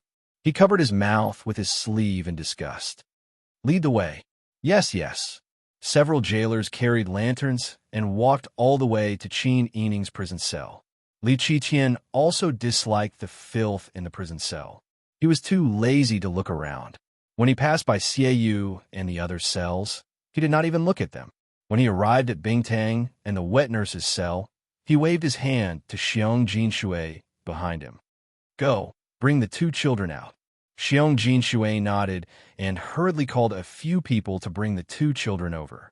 The wet nurse, Bingtang, Ji Yun, and the others all wanted to resist. Qin Yining had already stood up. His face was covered in blood, and his eyes were shining as he looked over.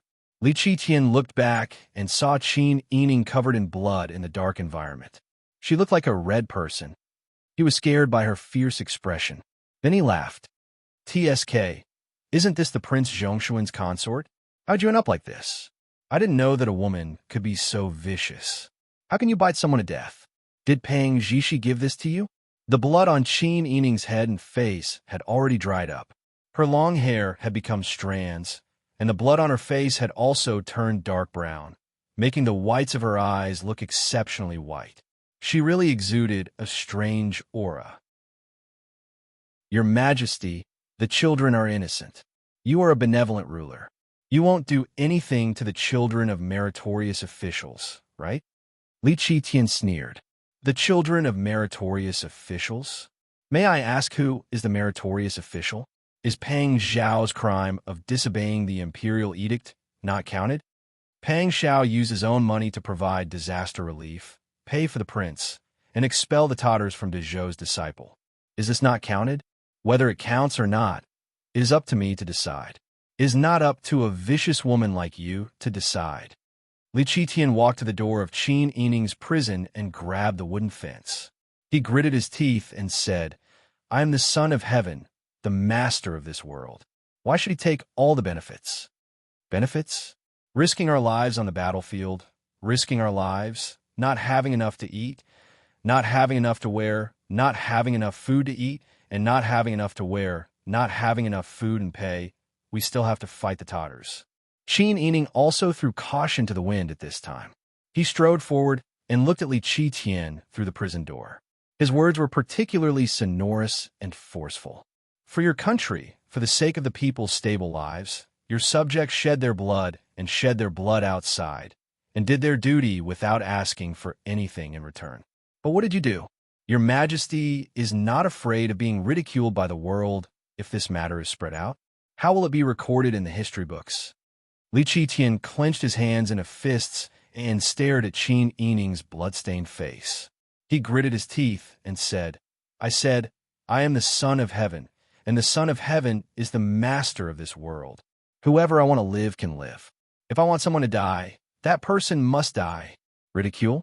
Whoever dares to ridicule, I will send them to see the king of hell. It doesn't matter who the prince is, who pays the silver. All the lands in this world belong to the king. Is there silver not my silver? Only a vicious woman like you can speak fast here. Fatuous ruler. Qin Yining gritted his teeth and couldn't help but curse. Li Qitian's anger dissipated. Guards, Prince Zhongshuan's consort has been disrespectful. Lock her up in a prison cart and parade her through the streets. Tell everyone in the city that the blood on her body was spilled because she bit someone to death. Yes.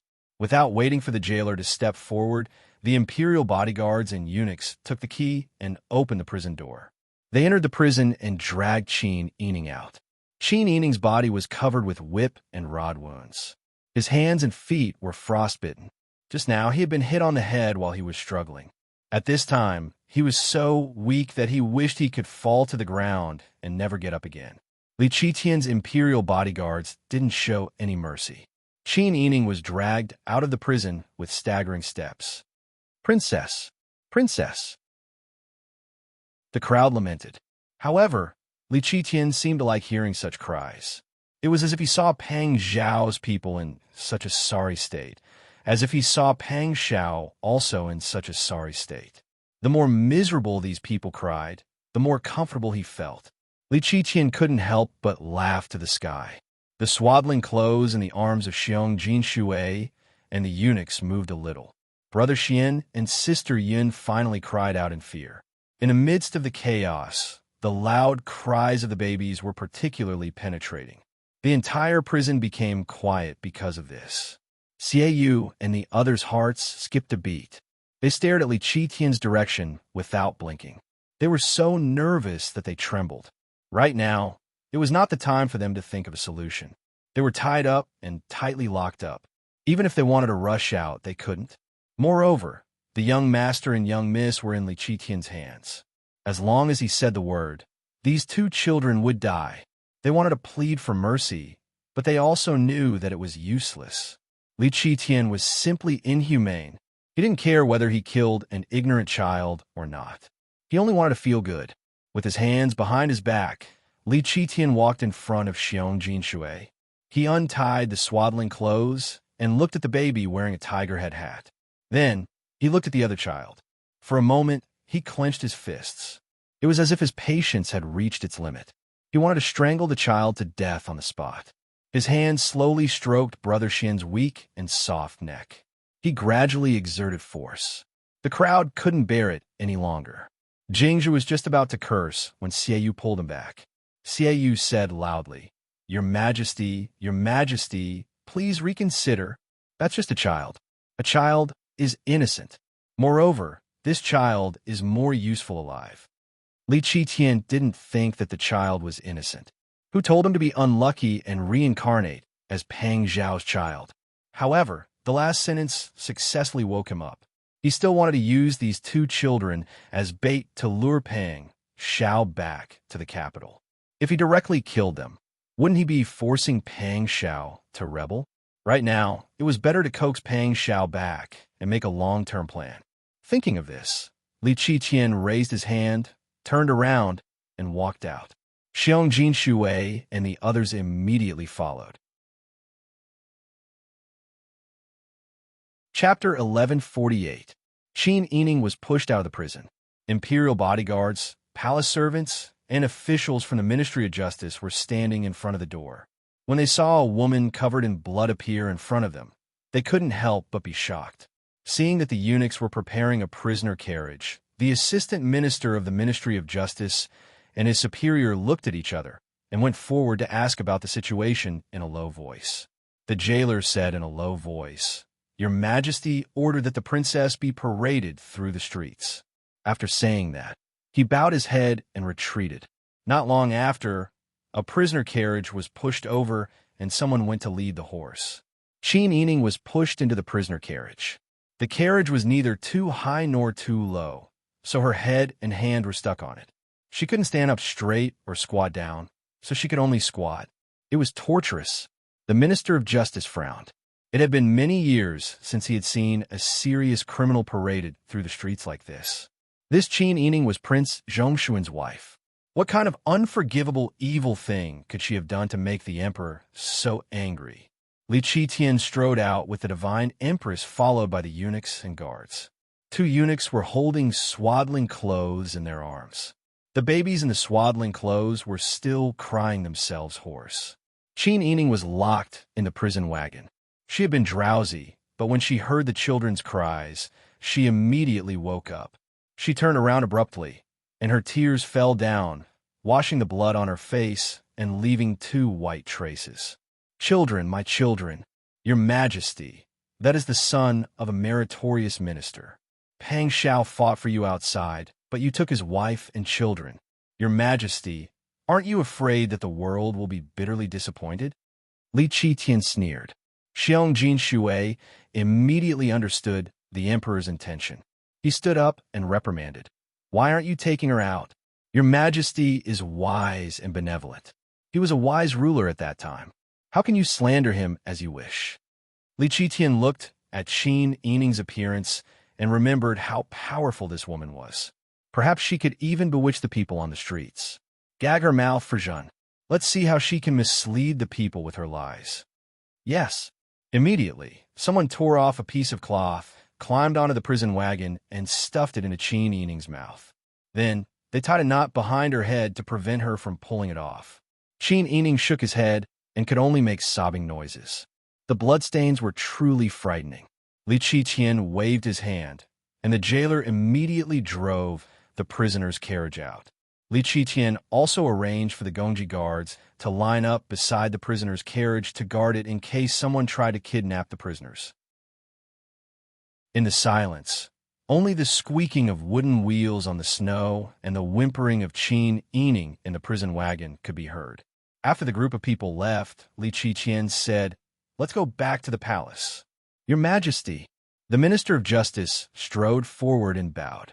Your Majesty, this princess consort did not do anything wrong. It is too unreasonable to punish her like this. I ask Your Majesty to take back the order. Unreasonable? She just brutally killed someone. Didn't you see the bloodstains on her body?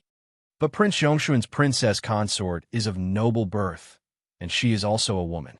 Moreover, she is being detained by so many people. This official believes that there must be a secret behind the murder. Li Qitian narrowed his eyes and looked at the Minister of Justice. Su Huayu, I see that your job is getting better and better. You dare to question Zhen's order? Su Huayu was startled. He suppressed the panic in his heart and bowed his head. This official misspoke. Your Majesty, please forgive this offense. Li Qiqian coldly snorted and ordered, let's go back to the palace. Xiong Jinshui immediately shouted, Your Majesty, let's go back to the palace. Everyone bowed and respectfully sent him off. After watching the emperor leave, Su Huayu couldn't help but look worriedly at the tracks left by the prison wagon. At other times, the emperor was happy to be a benevolent ruler. However, when it came to matters related to Prince Zhongshuan, he would become so radical and unreasonable. This was not a good sign. The people in the world were not blind or stupid. There were many people who were sensitive and liked to analyze the politics of the imperial court. If this was made public at this time, and it was spread by people with ulterior motives, would the emperor's reputation still be intact? The emperor couldn't understand such a simple reason at this time. Or maybe the emperor understood everything, but he didn't care? Qin Yining was very familiar with the streets of the capital. When she was free, she would take her servant girls to walk around. However, in the cold weather, when the snow was falling, it was the first time for Qin Yining to walk through the streets of the capital in a half-squatting, half-standing position in the prison wagon covered with blood, and the cotton wool on her jacket fell out from the whip. Every time the prison wagon passed a street, the jailer would announce Qin Yining's crime in a clear voice. He only said that she was as vicious as a hungry wolf and used her teeth to bite an official of the court to death. He didn't mention whether the person to die was an official or not, or why she was bitten. He didn't mention the cause and effect. There were Jingji guards around the prison wagon watching, looking for suspicious people in the crowd. When the common people saw that there were people watching, they didn't dare to talk loudly. They only dared to raise their doubts in low voices. Prince Zhongshuan's character is trustworthy. Why is his Wang Fei like this? You don't know, but when Prince Zhongshuan was in disaster relief, Wang Fei helped him a lot. Later on, when Wang Yu was fighting the Tatars on the front lines, Wang Fei was the one who helped with the food. You're just bragging. Don't doubt it. Our family has relatives in Jingang. Previously, Wang Fei was temporarily living in Jingang. She hasn't given birth to a pair of twins with Wang Yi yet. On one hand, she has to give birth, and, on the other, she's busy with military pay. How can such a woman kill people for no reason? Maybe there's a secret. Don't talk nonsense. Wang Fei was dragged out to parade through the streets. That was decided by the officials above. Do you not want her heads anymore? Do you want to go to the Yamen and be beaten? There were all kinds of discussions and guesses among the common people. There were people who believed that Qin Yining would kill people, but no one believed that she would torture and kill someone for no reason. It didn't matter if the Jingji guards believed it or not. They could only act according to the edict. Your Majesty told them to observe if anyone in the crowd had any thoughts of rebellion, so they observed carefully. They didn't dare to think about anything else. A wild wind blew past, and snowflakes fell down like goose feathers. Originally, it had only been xiao shui, but now it was bone-chilling. The snowflakes were like blades cutting across her face. It was so cold that it hurt. Qin Yining closed her eyes and shrunk her neck involuntarily due to the cold. Her chin immediately touched the cold wooden board of the prison wagon. She laughed self-mockingly, moved her cold and stiff legs, and continued to close her eyes, refusing to see or hear. The snow fluttered in the wind, blocking everyone's vision.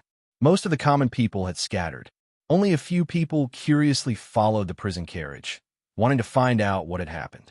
Tang Xiu led Ten Jinghu Wei to hide in the crowd. Her eyes were about to crack. Let's charge up and save Wang Fei. Wang Fei is such a noble person. How could she suffer like this? If Wang Yi knew, he would die of heartache. That muddle-headed ruler. He can't get our Wang Yi, so he's venting his anger on Wang Fei. How can he be considered a man? Charge up and save Wang Fei.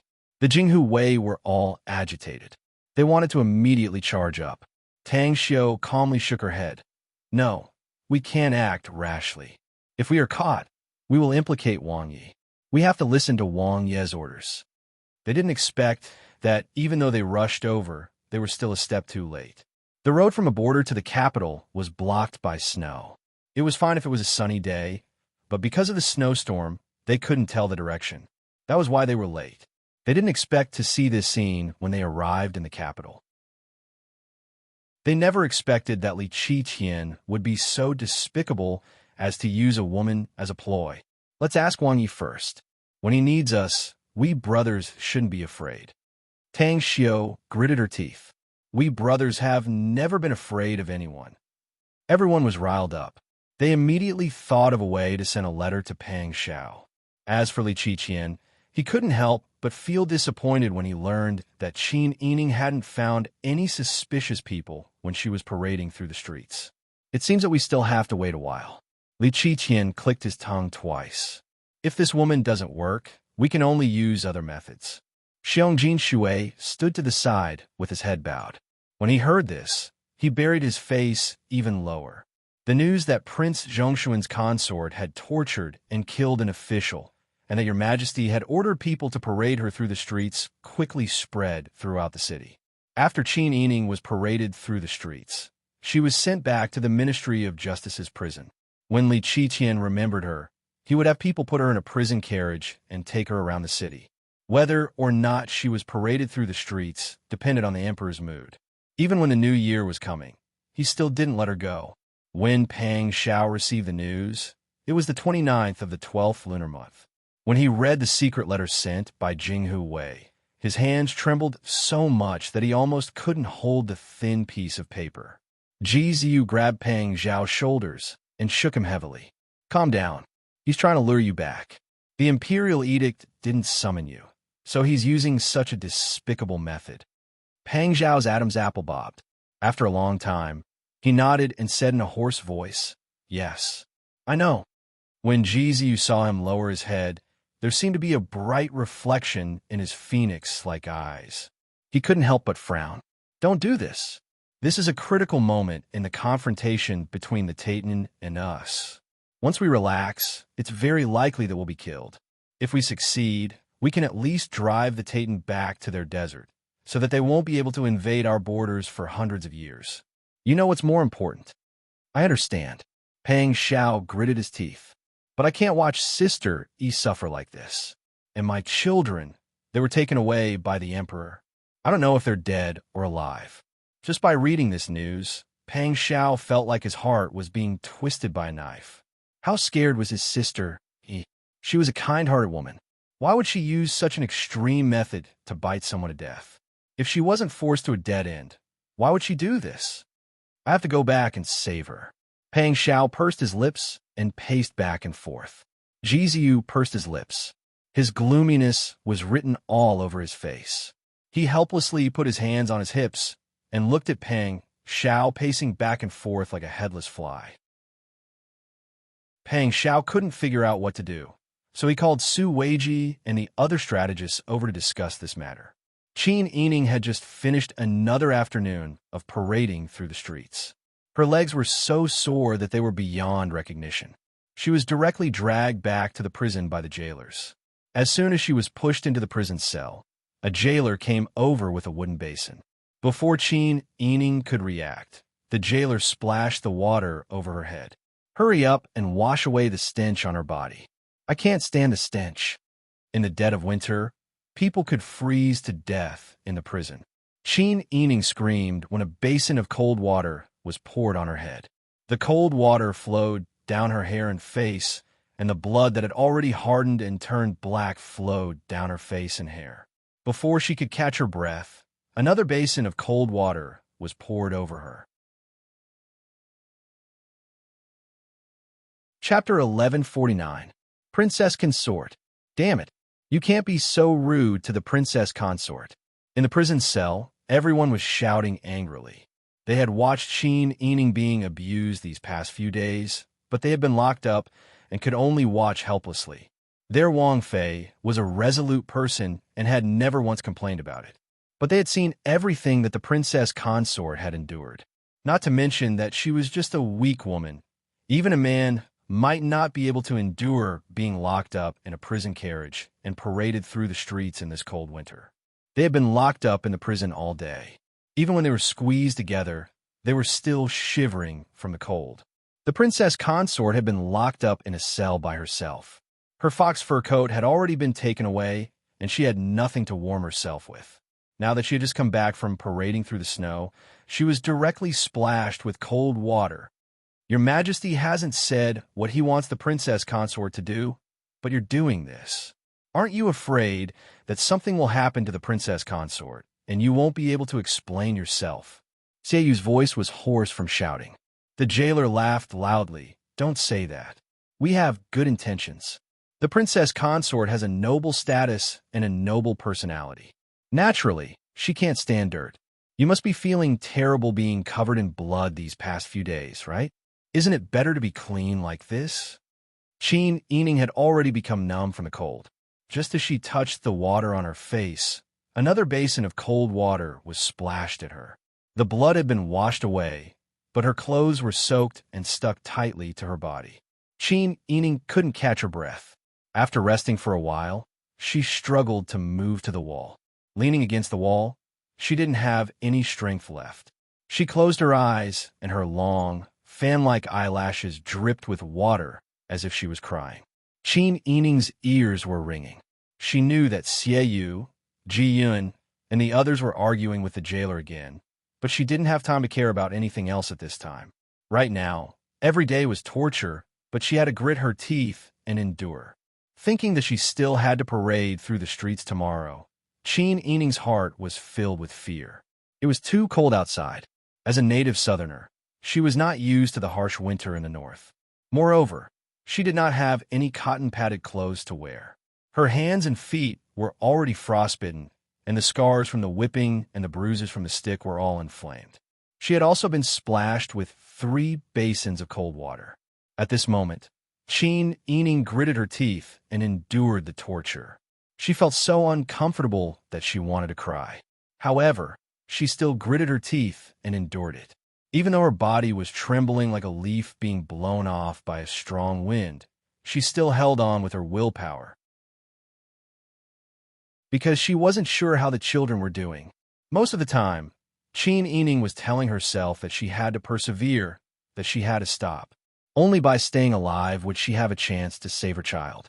But now, Qin Yining was trembling all over and his eyes were closed. She was starting to doubt whether she had made the right choice. No matter what Li Qitian wanted to do to her children, there was nothing she could do. She knew that her body wouldn't be able to withstand the torture for long. Perhaps before Pang Zhao's people came to rescue her, she would have already collapsed. She couldn't do anything right now. Even if she lived, she would become a bargaining chip that Li Qitian could use to threaten Pang Zhao. Then why did she continue to persevere? The jailer stood outside the cage. After admiring Qin Yining's miserable state enough, he hummed a tune and walked out with the empty basin. When he arrived outside the prison, he put down the empty basin. The jailer had just picked up the lantern when he saw 2 people walking towards him. The old woman in front was the one who had given him money a few days ago and asked him to take good care of the princess consort. The woman behind her was wearing an embroidered cloak made of sable fur. Her head and face were covered, so he couldn't see clearly. The jailer hurriedly bowed. The old woman in front said, How is the princess consort of the Prince Zhongshuan today? In response to your question, everything has been arranged according to your instructions. I just cleaned the princess consort up. She's trembling inside right now. The old woman nodded in satisfaction and turned to look at the luxuriously dressed woman. The jailer tilted his head in confusion. The woman said, Open the door. I want to go in and take a look. The jailer hurriedly smiled apologetically and explained, You're making things difficult for this lowly one. Your Majesty's decree says that no one can visit at will. Stop talking nonsense. The woman lifted her hood and sneered. Seeing this princess, you still won't move aside? The jailer looked at the woman in front of him with a confused expression. The old woman reprimanded. This is Anyang, elder princess. How can people like you see her? Why aren't you kneeling down and saluting? Anyang, elder princess, the only sister of the emperor. Her husband was the Duke of Dinghua. Her background was too big. The jailer knelt down with a plop. He called his brothers who were still talking and laughing when they came out and saluted Li Helan together. Li Helan looked at the people in front of her with disdain. This princess wants to go in and take a look. Is that not allowed? This, replying to Princess Royal, Prince Zhongshuan's consort is a wanted criminal. Your Majesty didn't give any orders. According to reason, you can't visit her. Presumptuous. Could it be that you're all blind? With this princess here, you dare to stop me? Li Helan kicked the jailer's shoulder, making him sit on the ground. The jailer didn't think that the Princess Royal would be such a domineering person. He gave a bitter smile, thinking about what kind of people were locked up here. They would die sooner or later. The Princess Royal was the only sister of the Emperor and the wife of the Duke of Dinghua. It wasn't worth it for them to offend such a noble person. Moreover, as long as the human trafficker didn't go missing, it was fine. Thinking of this, the jailers respectfully asked the Princess Royal to go in for a visit. Please, it's dark inside. This little one will prepare more lanterns for you. Li Helan was satisfied. With the help of Mama Tong, she entered the prison under the dim light. As soon as she entered, a moldy and unpleasant smell hit her in the face, making Li Helan frown. What is this smell? Watch your step. Hey, the air in this prison is naturally not good, especially those prisoners. Their bodies are all very dirty. Li Helan used her sleeve to cover her nose and mouth. Her brows were knit together as she walked in, not forgetting to look around. Xiaoyu and the others had already heard the commotion and were nervously looking at the people walking outside. Jingzhe and the others had followed Qin Yining for a long time, so they naturally recognized Li Helan. It's the Princess Royal of Anyang. Jingzhe whispered into Xiaoyu and the others' ears. Xiaoyu's brows jumped, and she nervously stood up again. He had followed Pang Xiao for a long time, so he naturally knew the Princess Royal's feelings towards Pang Xiao. He also knew that the Princess Royal hated the Princess Royal. At this time, he didn't believe that the Princess Royal wasn't here to add insult to injury. Xiaoyu understood, but Ji Yun and Bing Tang understood even more. They nervously stood up and stared at the cell across from them. Princess Royal, it's here. The jailers brought them to the door of Qin Yining's cell, saluted, and left. Li Helan looked at the curled-up figure in the cell in confusion. Looking at her dirty and wet appearance, where was her previous brilliance? Li Helan suddenly began to laugh. Ha, this really is too funny. Qin Yining, even you have a day like this. You deserve it. You deserve it. Li Helan laughed in a carefree manner as she slapped her thigh. It was like she hadn't encountered such a good thing in a long time. She was laughing so hard that she couldn't control herself. Bing Tang clenched her fists as tears filled her eyes.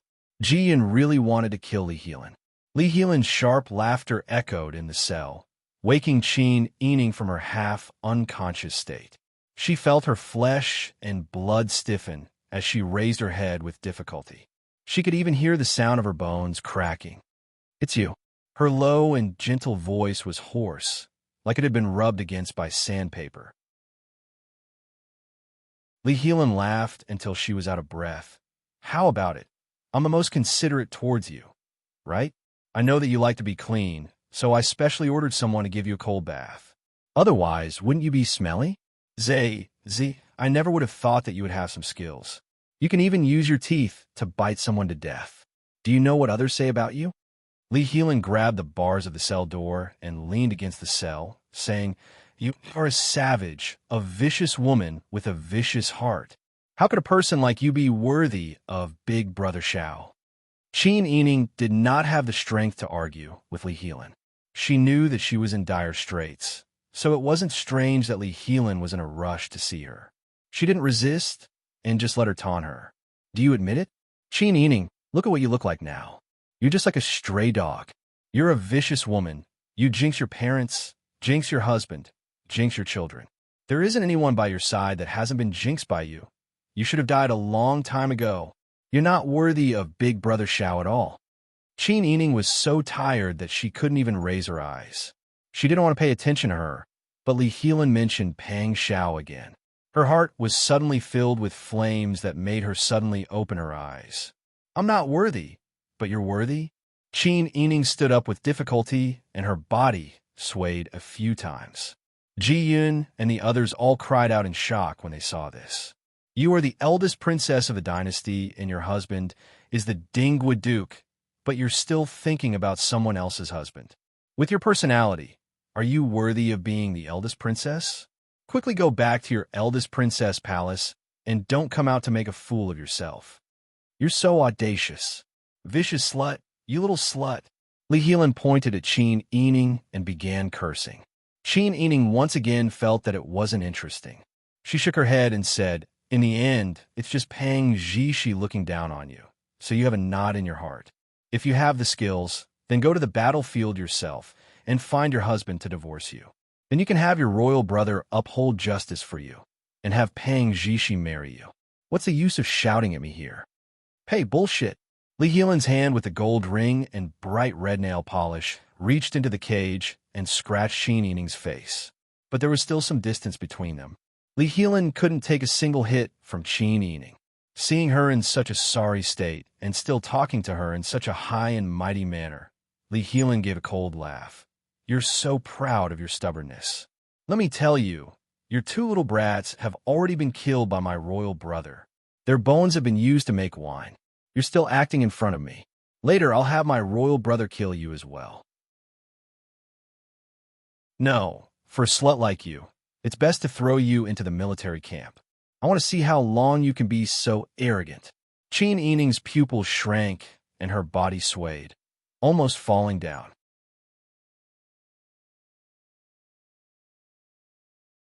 Chapter 1150.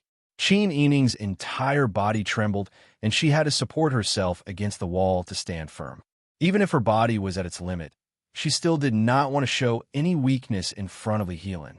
I'll return the same words to you. Qin Yining looked at Lee Heelan with a face full of ridicule. You came to the prison without permission. Your Majesty doesn't know, right? Coming here so rashly, will your Majesty blame you? Not mentioning anything else, the reason why I'm alive right now is because your Majesty needs me to be alive. But you insulting me like this makes me lose all will to live. Tell me, if something happens to me, will your Majesty forgive you? You're threatening me. Lee Heelan's expression suddenly changed. If you want to die, then die. Do you think I'm afraid of you? Of course you're not afraid. Anyway, you're the eldest princess. Whether it is your royal brother or your husband, you don't exist. You're already married, and you're still thinking about someone else's husband. If I was the emperor's son-in-law, I would have the heart to kill you. How would I be able to grow old with you? If I were your royal brother, I would have a good marriage with a trusted aide, but my own little sister would ruin it like this. You would think of a way to make a cuckold for your trusted aide, turning the marriage into a grudge. I would also want to kill you to vent my anger. You better pray that I can live until your Majesty needs me. Otherwise, you won't be far from death. Lee Heelan's entire body trembled as she heard this, but when her eyes met Qin Yining's, she couldn't help looking away. She found that she couldn't look at Qin Yining. Her eyes were too oppressive, making people inexplicably flustered. Once her aura weakened, it would be hard to recover. Lee Heelan also felt bored. She took a step back and wanted to say something to regain her face. You can only be stubborn for a while. Once royal brother kills your entire family, I'll see if you can still be so proud. After saying this, she turned and left. Qin Yining stared at Lee Heelan's back. His body swayed, and he fell to the ground, exhausted. Princess Consort, how are you? Ji Yun and Bing Tang asked anxiously. Qin Yining shook his head. I did not. A blood-curdling scream rang out, cutting off Qin Yining's unfinished words. Everyone jumped in fright and turned to look at the source of the sound, only to see that Lee Heelan and the old mama who had accompanied her just now had been pierced through by a sword and were lying limply in front of the prison door. Before they could react, several masked men in black rushed in with keys in their hands and opened everyone's prison doors. Who are you people? Qin Yining was dragged out by a man in black. It's me. At this time, he saw a short and stocky Taoist nun with a big smile on her face. She was holding a big red swaddling doll in each hand. Who else could it be other than the Tian Jizi? We don't have time to talk nonsense. Let's go. I'm afraid that someone will catch us in a moment. Qin Yining's attention was already attracted by the two swaddling dolls. How could he care about anything else? He was originally very weak, but now he was full of energy and rushed towards the Tianjizi. Jingzhe, Xieyu, Jiyun, and the others were also untied. Tianjizi saw Qin Yining's reaction and quickly cooperated by handing her one of the swaddling dolls. "You're my child. There's no mistake." "She really is." Qin Yining looked at one person and then another. His heart, which had been hanging in the air for many days, finally settled back to its original place. He was so emotional that tears gushed out of his eyes. He trembled as he said, "It's true. It's true. Why would I lie to you? Don't delay any longer. Let's go." Tianjizi casually threw the swaddling dolls to Ji Yun, who had rushed to the front. He turned around and led the others to rush out. Xieyu and Qin Yining looked at each other and said in a low voice, "Regardless of whether it's a trap or not, we can't stay here any longer." Qin Yining nodded. Everyone followed suit and rushed out. As soon as they got out of the prison, they saw orange lights flickering in the night sky. They heard people shouting everywhere, "It's on fire!" The heavenly lightning struck, and the palace caught fire. Aya, how could this be? How could the palace be struck by heavenly lightning? Qin Yining immediately understood. This must be Tianjizi's plan to divert everyone's attention to the palace's fire. In order to save the emperor, and to gain credit for saving the emperor, most of the manpower would be concentrated in the palace. The group of people ran out silently. Qin Yining ran and checked the swaddling dolls in her arms. Brother Xian was sleeping soundly. He's still not awake after all this trouble. Bing Tang, take a look at the children later. Qin Yining was very worried. Bing Tang nodded. Seeing that Qin Yining was exhausted and stumbling a few times, he hurriedly took the swaddling dolls from her arms. Jingzhe and Han immediately carried Qin Yining on each side and walked out. The way out of the Ministry of Justice's prison was very smooth. There were corpses everywhere on the road. Some were stabbed to death, while others were poisoned to death by vomiting black blood. Originally, their group would have left footprints. After all, it had just snowed. However, because of the palace's fire, many people came out to see the commotion. There were also people from the Water Dragon Bureau and the 5 Cities Warden's office who anxiously went to rescue the people. The footprints on the ground were even more messy. Their group's footprints could not be seen at all. Tianjizi's people led the way in front, while Qin Yining's group followed behind. They successfully turned a corner on a street and came to a quiet back alley. Tianjizi said, "Hurry up and follow me. We can't leave the city now. I have a house in the city. Let's go to my house first. Why did you save me?" Qin Yining really did not dare to believe Tianjizi. This person did things unpredictably. In the past, she even tried to kill her and wanted to tear her into pieces. She insisted that her existence was a variable that prevented the Ziwei Emperor's star from reaching the top. Now, she came to save people again. Qin Yining was very suspicious of her motives. Did she have some other plan to use again? Tianjizi glared at her fiercely. "So much nonsense. Are you going or not?" Seeing Qin Yining's sorry state, Tianjizi said again, "If I wanted to kill you and your son, I wouldn't do anything. You won't be able to hold on for more than a few days anyway, right? You're still in a mood to talk nonsense at this time?" Qin Yining looked at the people behind him and nodded. No matter what, they had to get through tonight first. They could think about other things at length. The group of people followed behind Tianjizi and took turns to avoid the soldiers they met along the way. Those soldiers were also in a hurry to put out the fire in the direction of the palace and did not care about anything else. They arrived at Tianjizi's house on the outskirts of the city, next to the north gate, without anyone noticing. "This is the place." Tianjizi pushed open a black wooden door at the end of the alley and waved for everyone to enter. This was a large house with 3 rooms and 2 side rooms.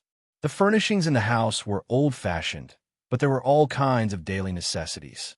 It was obvious that this was an ordinary family. Tianjizi stood in the courtyard with her hands on her hips and panted. She looked at the 20 people behind Qin Yining and then looked at the 10 people behind her. "I'm telling you, I'm not doing this for free. How much is your Wang Fei's life worth? There's also your head maidservant, your bodyguards, and my subordinates. Every time they act, they'll need to pay. This residence isn't for you to live in. You'll also need to pay. Also, with so many people eating and drinking, don't expect me to pay for it. Qin Yining was speechless for a moment. She glared at Tianji and held back a mouthful of turbid air in her chest, coughing intensely. Bing Tang hurriedly patted Qin Yining's back to calm him down. Xiaoyu said, "Fairy lady, you're right. Fairy lady, you don't have to worry about the reward. My family's Wang Yi will definitely reward you handsomely in the future." Tianji chuckled. "Fairy lady? But how long has it been since someone called me fairy lady? All right, you guys can settle down as you please.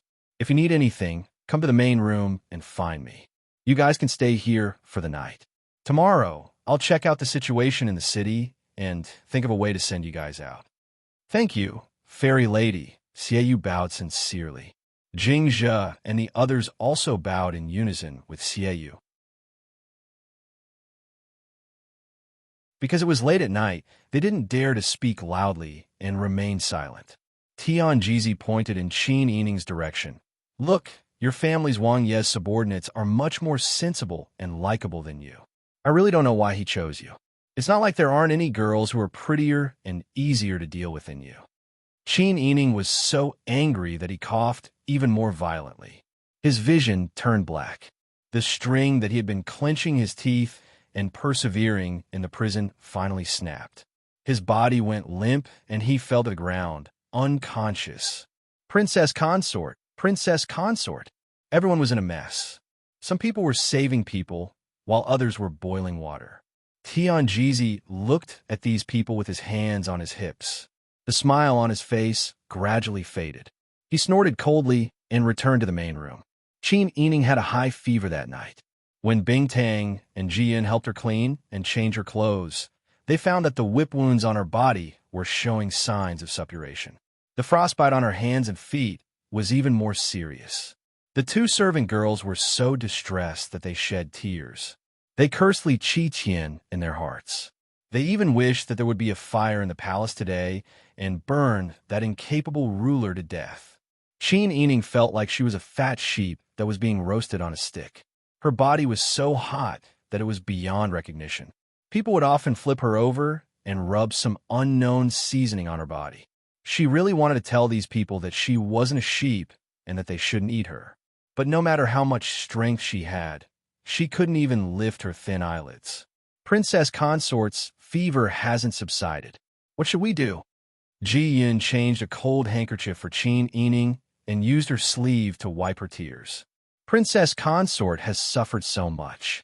She hasn't eaten a full meal, hasn't had a good night's sleep, and has been put in a prisoner carriage and paraded through the streets every day. She has been humiliated by people. That incapable ruler deserves to be stabbed 1,000 times. He even stole Princess Consort's child. All right. Princess Consort will be fine. Aren't the young master and young miss also fine? Don't cry here. You're in the way. Bing Tang pushed Qin Yining aside and took out a cloth bag from her sleeve. Inside was a row of silver needles. "I'll help Princess Consort reduce her fever first. Everything else can be discussed." Jian sniffled and nodded. "Then I'll go take a look at the young master and young miss."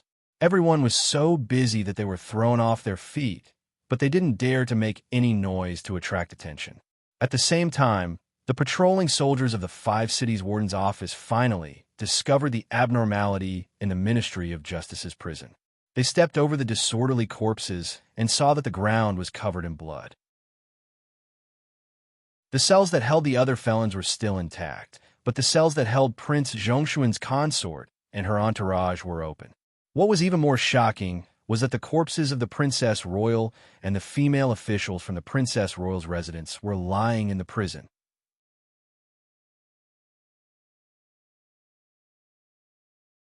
Chapter 11:51. The fire in the palace was gradually brought under control in the early morning, but it was not completely extinguished immediately. Fortunately, the important palace rooms were not affected.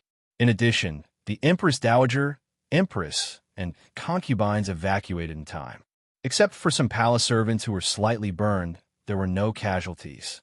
However, the fire had spread to his own home. Li Qitian was worried for the whole night, and his depression finally turned into anger. Sitting in Yangxin Hall, Li Qitian's eyes were blue and he looked tired. He scolded harshly. "A bunch of trash. What use do I have for you?" The palace guards and officials who hurried over knelt on the ground. Everyone was covered in dirt. They could only put their foreheads on the ground and beg for forgiveness. "Your Majesty, please calm down. We are guilty." "Of course you are guilty. This is such a big palace. How many guards do I have?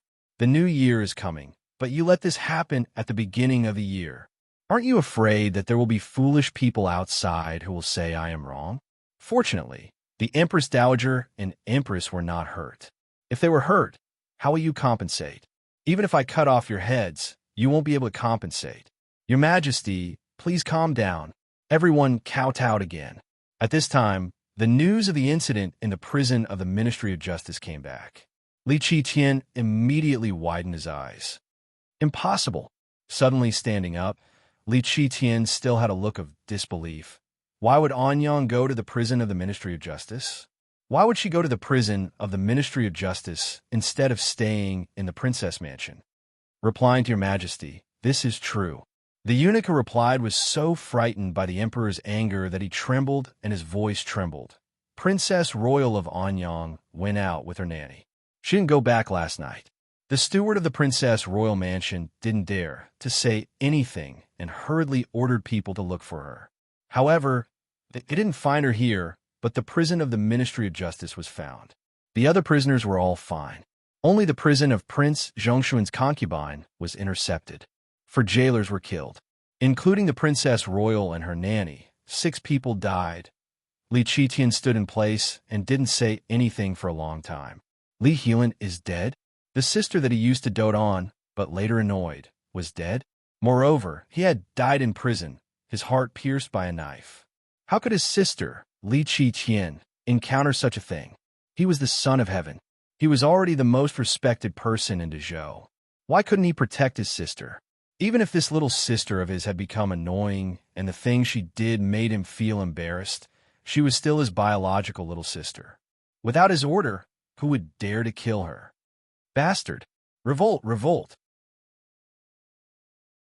With a flick of his sleeve, Li Qitian pushed the table full of brushes, ink, cups, and plates to the ground. The sound of broken porcelain made everyone tremble. The eunuchs were so scared that they knelt down and kowtowed one after another, not caring that the broken porcelain would cut into their flesh. Li Qitian furiously kicked over the white porcelain vase on the 3-legged high table, panting angrily like a mad lion.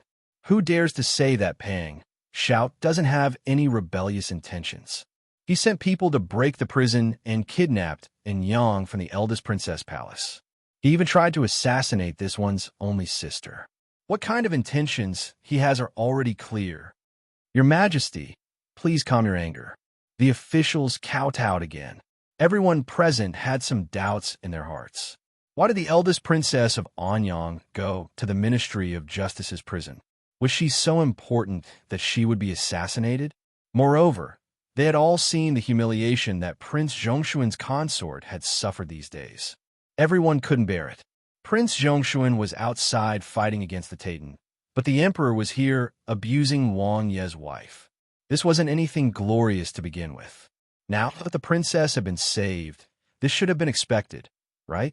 If it was said that the eldest princess of Anyang was killed because of the prison break, they would believe it. However, if it was said that Prince Zhongshuan's people deliberately kidnapped the eldest princess and sent her to prison, then killed her in front of the princess to save the princess, this was not acceptable.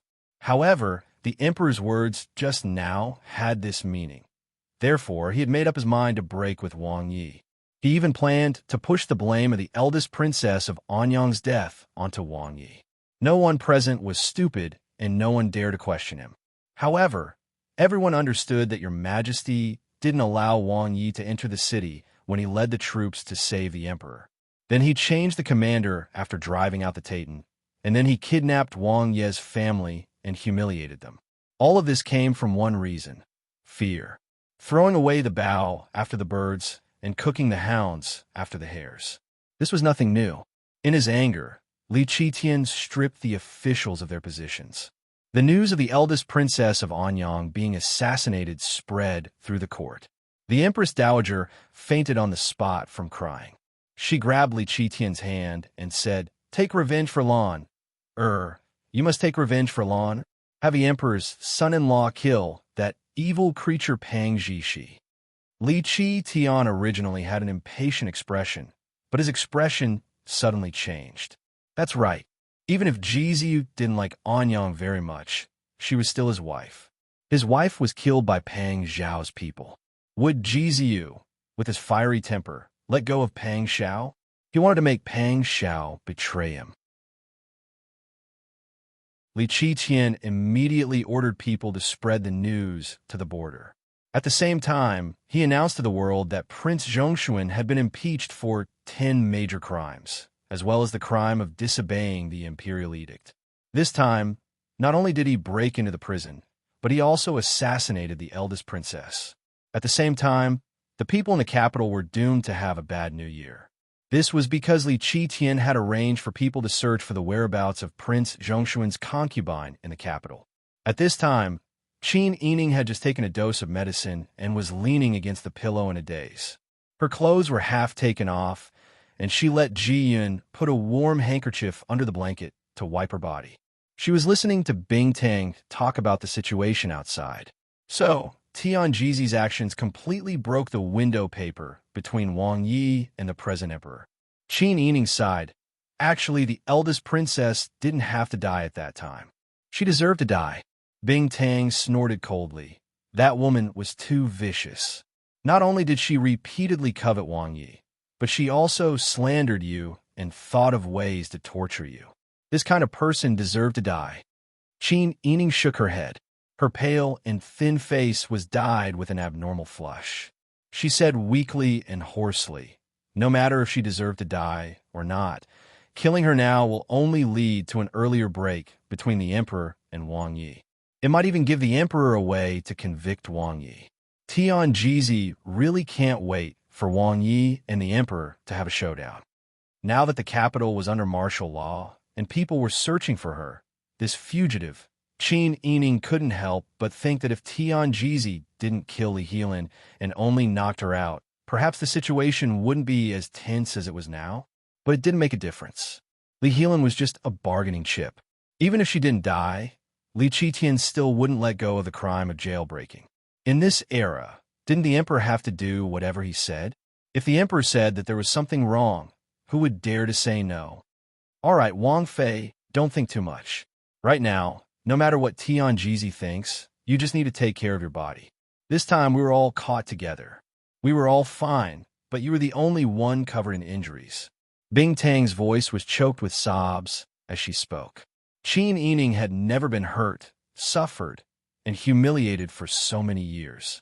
She had tasted all the pain, suffering, and humiliation she had never suffered before. They were locked up in prison all day and couldn't stand the cold. But Wang Fei was placed in a prison carriage that couldn't even stand or squat. She was paraded through the streets in the heavy snow. She was a woman from a prestigious family, but she had to be pointed at by a group of people. If she was a narrow-minded person, she might have already been humiliated. I'll just take care of myself. Qin Yining saw that the two maidservants were about to cry again and hurriedly comforted them softly. Aren't I also fine? It's just some superficial wounds. You're still saying that you're fine? The whip wounds on your body will probably leave scars. There's also the frostbite on your hands and feet. If you don't treat it well, you'll get sick every year. Wang Fei, you're of noble birth and have never suffered like this. Sometimes, this servant really wishes that you didn't marry Wang Yi back then. If you married an ordinary peddler, with your wisdom, you could have lived a prosperous life as a rich family's madam. But now, Bing Tang's heart ached as she wiped her face with her sleeve, but her tears didn't listen to her and fell. Although Ji Yun was given to Qin Yining by Pang Xiao, she had followed Qin Yining for so many years and was loyal to him. At this time, when she thought about Bing Tang's words, she felt that it was reasonable and nodded repeatedly. Wang Fei is such a good woman. You can live a good life if you marry anyone. Why do you have to be so miserable? Qin Yining couldn't help but laugh when he saw the two maidservants' appearance. Although he was weak, he still had a hint of a smile. You too, if Wang Yi hears what you said, he will be very sad. Ji Yin immediately thought of Jinghu Wei, who was standing outside the door, arranged by Wang Yi. But she still didn't care. Even if Wang Yi is in front of me, I still dare to say this. Marrying His Highness, although he is devoted to you, he has also brought you so much suffering and trouble. Perhaps devotion is really precious. But with your talent and appearance, no matter who you marry, he will be so good to you, right? Sometimes I think that Wang Yi is just too selfish. All right, Qin Yining patted the back of Ji Yun's hand. How can there be so many ifs in the world? Relationships are not a transaction, and it's not like you have to get the same amount of return after giving something. If I give something in hopes of getting something in return, then wouldn't it be a transaction? Ji Yun and Bing Tang both sat on the edge of the bed and looked at Qin Yining from left and right. Qin Yining took a deep breath and said slowly, "Moreover, I also know that the life I have now is because of his hard work. Perhaps other peddlers can give me more stability, but when you get something, don't you have to look at how much effort the person who gave it to you has put into exchange for it? With Wang Ye's status, a stable life is easy for ordinary people to get, but to Wang Yi, he has to do his best to give it to me. I know that he has already worked very hard." When Bing Tang and Ji Yun heard this, they were momentarily moved.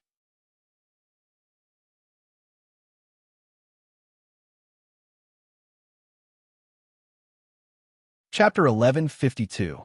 Xie turned and walked towards his room. Liao Zhibing and Master Zhong were talking in a low voice in the corridor. Seeing Xie walk over, they smiled and asked in a low voice, "Does Sir Xie have something to discuss with Wang Fei?" Xie smiled and said, "Wang Fei's body has not fully recovered. It is better to let Wang Fei rest." Liao Zhibing and Master Zhong both nodded. They were already on the verge of collapse after being starved and frozen in prison. Wang Fei, on the other hand, had been humiliated and suffered so much. She had even been paraded through the streets. They really didn't know how they would explain it to Wang Yi if it was someone with a weaker personality who wanted to commit suicide. But Wang Fei had been very calm from beginning to end. It was as though those scars and humiliation were not on her body. Xie was an old man by Wang Ye's side. Naturally, he was loyal to Wang Yi, but he felt that there were some things that Wang Fei had hidden from him. If he didn't say it, then Wang Yi would never know how much suffering Wang Fei had suffered in a place that he didn't know. All of this suffering was given by His Majesty. Their children had almost been killed. Xie and Su Weiji were Wang Yi's trusted aides. They more or less knew that Wang Yi had hidden some trump cards. They did not feel that they had been deceived. Instead, they were happy to see Wang Yi's actions. At least he did not blindly open his heart. It was not a bad thing to be on guard against others. Also, Wang Yi had always trusted them. Other than some things that were hidden from him, Pang Xiao had always trusted them and let them do anything. What's more, they admired people like His Highness who care about the world. Therefore, it wasn't a big deal for His Highness to be on guard against family matters. Indeed, Xie and Su Weiji had discussed this many times in private. They knew that a person as talented as Qin Huaiyuan would not easily walk to a dead end. Right now, he might have already arranged a path of retreat. They were both intelligent and observant. From Wang Ye's daily conversations, they had already discovered Wang Ye's attitude on the matter of having children. But no matter what, this time, Li Qitian had indeed stolen the twins. He wanted to use them as a hostage and possibly even kill them. Xie wrote furiously and explained the situation in a concise manner. He resisted the urge to add his own opinion and judgment. He rolled up the paper, sealed it with wax, and handed it to Jinghu Wei beside him. While the city is not very strict, quickly use a messenger pigeon to send the letter out. Yes. Jinghu Wei immediately nodded in acknowledgement. Xie was worried that in a few days they would not even be able to send a messenger pigeon out. If Li Qitian wanted to search carefully, they were afraid that they would not be able to stay in their current hiding place for long. What's more, they couldn't be sure if this Tianji Zi was completely trustworthy or not, and whether he would sell Princess Consort out. but Tianjizi lived peacefully in the main room. All day long, she happily ate fish and meat. When she had nothing to do, she would ask her subordinates to buy her wine. Sometimes, she would grab a pig's leg and leisurely nibble on it in front of the porch. She would not forget to stretch her neck to look at Qin Yining's room or tease the twins. Qin Yining was recuperating, but Tianjizi was so leisurely. In the eyes of Xie Yu and the others, it was very unpleasant to look at. Qin Yining's condition was slowly improving, but if he wanted to fully recover, it would take at least 10 days to half a month. After another 3 days, Qin Yining's fever finally subsided. He no longer had a high fever. This made everyone sigh in relief. Bing Tang began to prepare some nourishing meals to feed her. Where are Xingu and Yunjie? Wang Fei, don't worry. The wet nurse is taking care of them. The children are very well. Do you want me to bring the children over for you to take a look? Qin Yining shook her head. She pressed her pale lips until there was a bit of color. The children are still young. It's cold outside. Don't let the illness affect them. The wet nurse can take care of them. Bing Tang smiled and said, Don't worry, Wang Fei. The wet nurse has taken good care of Little Master and Little Miss these days. When the twins were snatched away, the wet nurse was so regretful that she almost died. She blamed herself for letting Wang Fei down and not being able to protect the children. Qin Yining swallowed a mouthful of soup and couldn't help but smile. It wasn't their fault. In that situation, could they have stolen the emperor? Wang Fei is so open-minded. You never take your anger out on others. What's there to take your anger out on? It wasn't their fault in the first place. Aya, you're drinking soup. It smells so good. Just as they were talking, Tianjizi's voice suddenly came from the door. Qin Yining looked up and saw Tianjizi walk in while gnawing on a roasted chicken leg. She didn't care about the oil on her cheeks. She sat down on the stool diagonally across from her and smiled. How is it? Does your complexion look better? Qin Yining smiled. It's all right. I still have to thank you for saving my life this time. Don't thank me. Tianjizi shook her head and took another bite of the chicken leg. She tore off a large piece of meat and chewed as she said, I didn't have a choice. Do you think I wanted to save you? Qin Yining narrowed her eyes and smiled. I remember that in the past, Xiangu couldn't wait for me to die an unnatural death. If I died in prison this time, wouldn't it arouse Wang Ye's hatred for the emperor? Xiangu could have achieved her goal by letting me fend for myself. Why would she save me? Tianjizi raised her eyebrows. It seems that you still have some self-awareness. Bing Tang and Ji Yun frowned unhappily. They didn't like the way Tianjizi spoke. But when Qin Yining glanced at them indifferently, the two of them knew that Wang Fei didn't want them to speak. Xiangu has always been clear about gratitude and grudges. I know this in my heart. Qin Yining smiled. If Xiangu had the chance, she would want to take my life several times. So when Xiangu saved me this time, I was really surprised. You don't have to be surprised. Tianjizi began to gnaw on the chicken leg. Her cheeks were swollen from chewing. I never did it for you. Don't think too highly of yourself. Oh, I'd like to hear the details. I did it for the Ziwei Emperor's star. In the past, your existence was his stumbling block. Without you, the Ziwei Emperor's star would be able to reach that position faster. So I wanted to kill you. But now, if you die, the Ziwei Emperor star won't be able to reach that position. I had no choice but to save you. Qin Yining was stunned for a moment. What did Tianjizi mean? The Ziwei Emperor star was naturally referring to Pang Xiao. From her point of view, Pang Xiao didn't want to be the emperor because of her.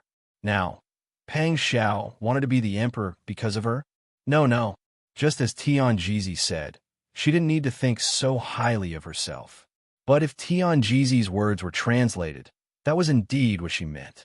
Moreover, if Pang Xiao really wanted to be the emperor, other than for the sake of the people, perhaps he really did want to give her a stable and worry-free life. In this world, whose woman didn't have to worry about being coveted and humiliated. In Pang Xiao's opinion, it had to be the most honorable one.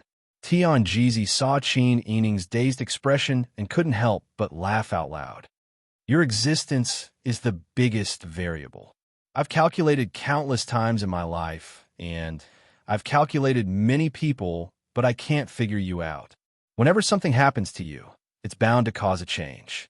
Tianjizi casually threw the chewed chicken leg bone on the ground and casually wiped her hands on a rope. Come on, you should also prepare yourself. We'll think of a way to get out of the city in these 2 days. If we give you more time to recuperate, you won't be able to get out. Qin Yining couldn't help but sit up straight. You mean, I don't need to say it. You already know. Your Majesty ordered people to search the city, and it will only get stricter and stricter. If I had said that you were trouble, it would have been easier for us to leave earlier. However, you were sick and couldn't get out of bed. I was also afraid that something would happen to you halfway through saving you, so I could only give you time to recuperate. Now that you're awake, you can at least run for a while. We can't afford to delay any longer.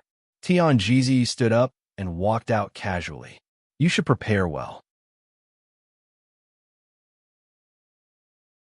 Tomorrow evening, before the city gates are locked, the defense will be weaker. We'll leave then. Looking at Tianjizi's back, Qin Yining smiled. Got it. No matter what, I still have to thank you. Tianjizi waved her hand, as if she couldn't be bothered with Qin Yining. She swaggered out. Seeing that Tianjizi had arrived, Bingtang and Ji Yun came to serve Qin Yining to finish the rest of the tonic soup and medicine. Ji Yun muttered in a low voice, "This person's words are too boring. It's as if he'll lose a piece of flesh if he doesn't say a few unpleasant words when he sees the princess consort." Qin Yining shook his head. Everyone has their own standpoints. One thing is another. She helped me this time. When I return, I have to think of a way to repay her. Bingtang took out a few silver needles. Give the princess consort a few more needles to strengthen her body. We'll be ready to leave tomorrow. Qin Yining cooperated and was pricked until he looked like a hedgehog. The night passed peacefully. The next day, everyone in the residence started to busily and calmly prepare to leave the city. Just in case, Seiyu didn't hide his ability to disguise himself. He used the limited materials he had to disguise Qin Yining as a sickly young master. Ji Yun and Bingtang were dressed as 2 beautiful concubines. The rest of the people were more or less in disguise. They had to deliberately change the way they walked. They weren't allowed to speak when it wasn't necessary. It was hard to tell that these people were all around Qin Yining.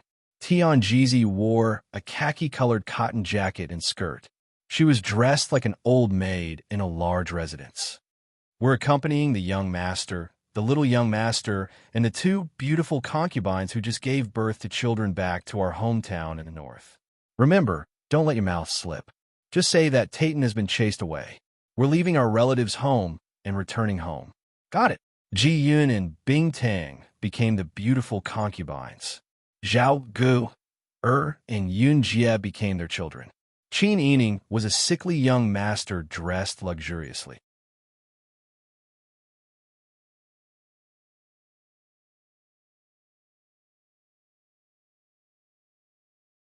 Chapter 1153.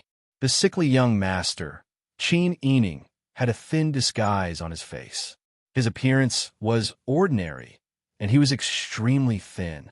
He looked no different from those rich young masters who were used to drinking wine and meat. Ji Yun and Bingtang were also dressed in very gaudy clothes. They also had hair accessories and makeup done for married women. They looked like Qin Yining, and they were really 2 beautiful concubines who used their looks to attract favor. Jing Zhe, Jing Huwei, and the others were all dressed up as workers. Liao Zhibing and Master Zhong were the 2 old masters of the family. The carriage in front carried the master, and the handcart in the back carried the family's belongings. The group of people swaggered all the way to the city gate. For the past 2 days, the city had been under martial law. Li Qiqian had ordered the capture of the Wang Fei, so the guards at the city gate were especially vigilant. When they saw such a long group coming, they immediately surrounded them and stopped them. "Stop! What are you doing? Why are you leaving the city at this time?" Tianjizi immediately jumped down from the handcart in the back and jogged to the front. She smiled and said, Official, we're going back to our hometown in the north. This is the document." As she spoke, she took out the official seal. The seal clearly stated the origin of this group of people, the number of people, and the number of horses. Seeing that the seal was complete, the guards at the city gate turned to check the people in the carriage. Qin Yining was leaning on the carriage, hugging two beautiful concubines and whispering sweet nothings to each other. The dark blue cotton curtain was lifted, scaring him into raising his head. "Hey, what are you doing?" Ji Yun glared and spoke in an authentic northern dialect, playing the role of a domineering, beautiful concubine to the fullest. The guard at the city gate carefully checked Qin Yining and found that this young master had an Adam's apple and his face was very ordinary. When they looked at the two beautiful concubines, they half believed him. However, when they saw the two babies in the car, they became suspicious again. The Tianjizi hurriedly came over and said, "Official, our young master was born with a weak body, and it has always been difficult for him to have children. Old master made the decision to take in more than 20 concubines for the young master, and only then did he have 2 children who can stand up, and they are both daughters. Official, please do us a favor. We are in a hurry to leave the city and go to the neighboring town in the north to stay overnight. Otherwise, we will have to sleep in the wilderness in this snowy day." They were all daughters? The city gate official asked the wet nurse to open the swaddling clothes for inspection.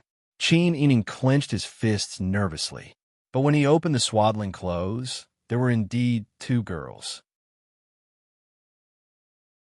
She didn't know how Xiaoyu did it, but Brother Xian didn't see any flaws.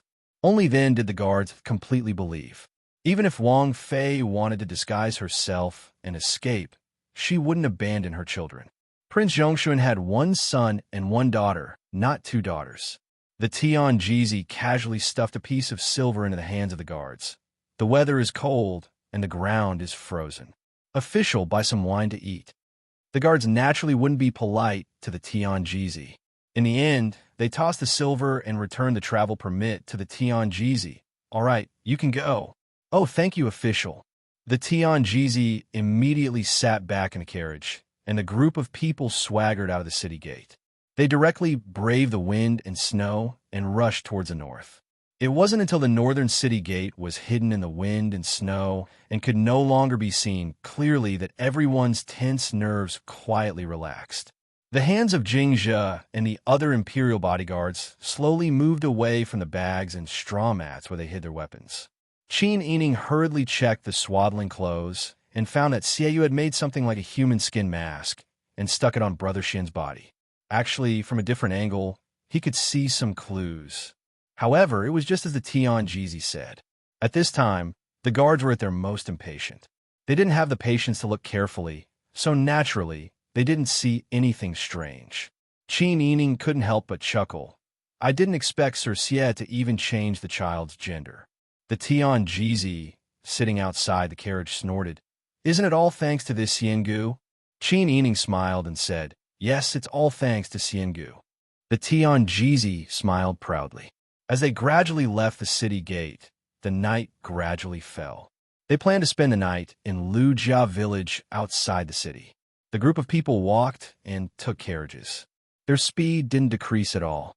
Leaving the capital, everyone's hearts were very light. Qin Yining leaned against the soft pillow and took a nap. As the carriage moved, his breathing gradually slowed down. Seeing that Qin Yining had fallen asleep, Bing Tang and Ji Yun didn't speak anymore. They quietly coaxed the child.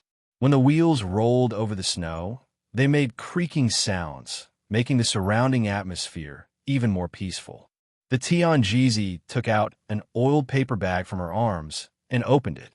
Inside were pancakes and smoked meat. She grabbed one and started eating. The coachman was one of the Jinghu Wei. These days, he could see the Tianjizi eating anywhere and any time. He couldn't help but smile and say, "Your appetite is really good." The Tianjizi chewed on the pancake and said vaguely, "In life, eating and drinking are 2 words. If you have the time and the opportunity to eat, you should eat well." The Jinghu Wei found it funny and nodded repeatedly. "You're right." The Tianjizi ate 2 pancakes and burped. When she reached out to grab the 3rd one, Jingzhe's voice suddenly came from the cart at the back of the group. "No, there seems to be the sound of horse hooves." Everyone's hearts skipped a beat. They quickly stopped the carriage and held their breaths to listen carefully. Qin Yining was also awakened by the shaking when the carriage stopped. He looked up at Ji Yun and Bing Tang. Before he could speak, he vaguely heard the sound of horse hooves trampling on the snow. The Tianjizi's expression was grim. She stopped eating the pancakes and pointed to the forest by the road and said, "Quick, go into the forest. It's the pursuers. Hide well if you need to, and hide if you can resist the enemy's ambush." Everyone immediately moved. No one doubted the accuracy of the Tianjizi's command. The situation was critical. It was obvious that the guards in front of the city gate had noticed something suspicious about them and chased after them. Qin Yining, the wet nurse carrying the child, Master Zhong, and Xie were surrounded by the crowd and retreated into the forest. The Tianjizi squatted beside Qin Yining and commanded the dozen people she brought along to fight with Jinghui. Soon, the night sky lit up with flashes of light. The torches formed a line and gradually approached. There were more than 50 people. The carriage is here. There are footprints on the ground. They must not have gone far. They must be hiding in the forest. Search. Search carefully. The pursuers were all from the Jingji Guards camp. Originally, they did not know the direction of Qin Yining's group. However, when they passed by the city gate and asked, they heard that there were 2 children in the carriage. Even if the guard said that they were 2 girls, they were still determined. They would rather kill the wrong person than let them go, so they chased after them. They did not expect to see an abandoned carriage here. There was also a forest beside it. They naturally guessed it. Qin Yining's heart was in her throat. She was afraid that the 2 children would cry and attract the attention of the pursuers. At this moment, there was a sudden scream. Jinghui, the spies, and the people from the Qingtian Alliance, as well as the people brought by Tianjizi, were already facing the Jingji Guards. Qin Yining held her breath and stared at the situation outside with her eyes wide open. Other than Ji Yun, who knew martial arts, the rest were ordinary people. The 2 wet nurses were still holding 2 swaddling clothes. She did not know if the children would suddenly cry out of fear. Xie and Master Zhong looked at the situation outside and stamped their feet anxiously. "What should we do?" Master Zhong lowered his voice. "The other party has many people. We may not be their match." Tianjizi also said in a low voice, "We have to fight now, even if we don't want to. If we don't fight, we will die. Our people will fight with their lives. The difference in numbers is not big. Plus, we have different ideas. I think we can win." Qin Yining nodded. Xiangu is right. Let's not panic. We just need to wait and see. The sounds of fighting and killing reverberated through the entire open field. The snow-covered trees were shaken to the point that snowflakes rustled and fell down. There was even a slight echo from the distant mountains. Qin Yining worriedly reminded the wet nurse behind her, "Cover the boy's ears." But as soon as he finished speaking, Brother Xian opened his big round eyes that were like black grapes and looked around curiously. The wet nurse's body stiffened. Qin Yining hurriedly patted the swaddling clothes and hummed a few words to comfort them. The boys seemed to feel safe. They smacked their lips and closed their eyes again. They fell asleep in the wet nurse's arms. Qin Yining quietly heaved a sigh of relief. At the same time, Jingzhe and the others were fighting with all their might. They knew that they could not retreat even half a step. Once they retreated, not only would they die, but the princess consort and the others who were protecting them would also die. They had experienced the feeling of helplessness in the prison. They could only watch as the princess consort was taken out.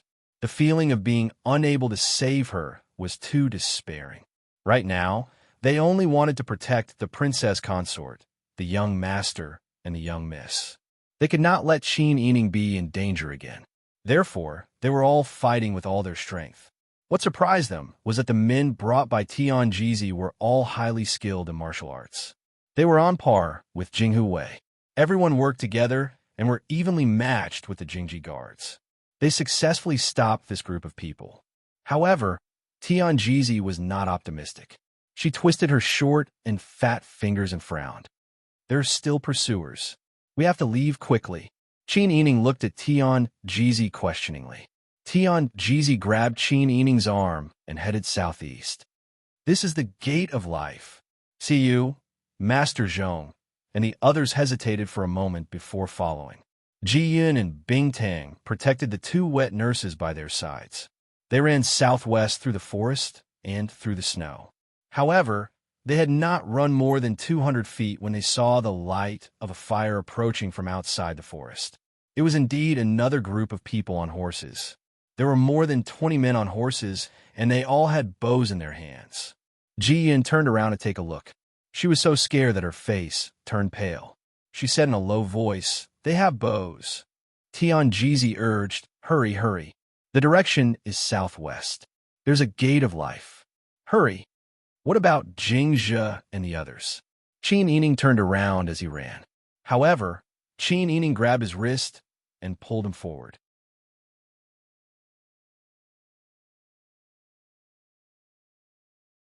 Chapter 1154. Qin Yining didn't know why Tian Jizi said that, but the hand that was gripping her wrist was so tight that it seemed like it was going to squeeze her flesh and bones apart. It was enough to see how nervous Tian Jizi was at this moment. Qin Yining was skeptical about Tian Jizi's prediction, but Tian Jizi did indeed have some abilities that ordinary people didn't have. Some of the things that he did were unimaginable. She couldn't say that those were all coincidences. Besides, Tian Jizi was saving her life right now. She quickened her steps and used all her strength to run after Tian Jizi. However, although her body was better these days, her physical strength was still not as good as before. In just a moment, she was panting like a cow and seeing stars. Whoosh bang! She heard the sound of something breaking through the air. When she turned around, she saw a feathered arrow stuck in the tree beside her. It actually almost hit her. Not daring to delay, Qin Yining hurriedly urged Bing Tang and Ji Yun, "Hurry, hurry, hurry, you two protect Gur and Jier. If you can run quickly, run quickly." Princess Consort. Ji Yun wanted to turn around and pull Qin Yining, but Qin Yining said, "Hurry, this is an order. You two protect the children." Ji Yun pulled out the soft sword that was coiled around her waist. With a flash of cold light, she used all her strength to cut off an arrow. She nodded heavily and chased after the wet nurse. Xiaoyu and Master Zhong were old. They were panting from running, but Qin Yining wasn't willing to give up on them. Tian Jizi gritted his teeth and spat. "You're in the way. Hurry and find a place to hide." The few of them slipped. The forest was covered in snow, and there was a thick layer of withered leaves. They slid down the steep slope just like that. The wet nurse cried out in alarm, and the two children burst into tears. Qin Yining's heart trembled. She heard the pursuers shouting loudly, "Over there! Chase!" "No, we can't go in the same direction. Protect the children and go in the southeast direction." Qin Yining lowered her voice and instructed the people who fell with her. "I'll go in the other direction. They want to catch me alive." Tian Jizi said angrily, "You're courting death. Don't forget, you killed Li Helan. Li Qiqian is going to catch you to vent his anger. You'll die if you go out. If those two brats are captured, they might still have a chance to live." "No, those are my children. You to be stubborn." The distant footsteps of the Jiangyi guards gradually approached, and the divine predictor's forehead was covered in sweat. Qin Ido Jizi. Turning to S-T. Master Zhong's eyes widened. He wanted to shout, but he was afraid of attracting attention. He could only clench his fists. Ji Yun and Bing Tang covered the children's mouths. Their hands were covered in the children's tears, but they had to be careful not to suffocate the children. Watching Qin Yining run away, their hearts were filled with despair and sadness. They had escaped with great difficulty. Could it be that they couldn't escape this disaster? Tian Jizi wiped her face. "Damn, I really owe her." She turned her head abruptly and told Xiaoyu, "Go southeast for about 500 feet. You'll see a towering ancient tree. Walk in the direction where the branches are denser. You'll see a tree hole hidden in the snow. You guys hide in there." She then said to Bing Tang, "Give these two children a shot. Don't let them make a sound." Everyone's faces were solemn, and they did not immediately respond. Tianjizi's reputation was too widespread. Naturally, everyone knew that she was capable. However, she had always been treacherous. For a moment, they didn't know whether they should believe her or not. Tianjizi's penetrating gaze swept across everyone. She sneered, "It's up to you. If you don't believe me, you could just walk around and die." After saying that, she turned and chased after Qin Yining. Ji Yun and Bing Tang looked at Xie Yu inquisitively. "Mr. Xie, what should we do?" Xie Yu looked in the direction Tianjizi ran. In the darkness, she could see the orange light of the torch on the slope. Her heart trembled. She whispered, "There's no other way now. Listen to him. Let's go." The few of them nodded. They protected the wet nurse and followed Tianjizi's route. At this time, Qin Yining had already taken a detour and climbed up the slope.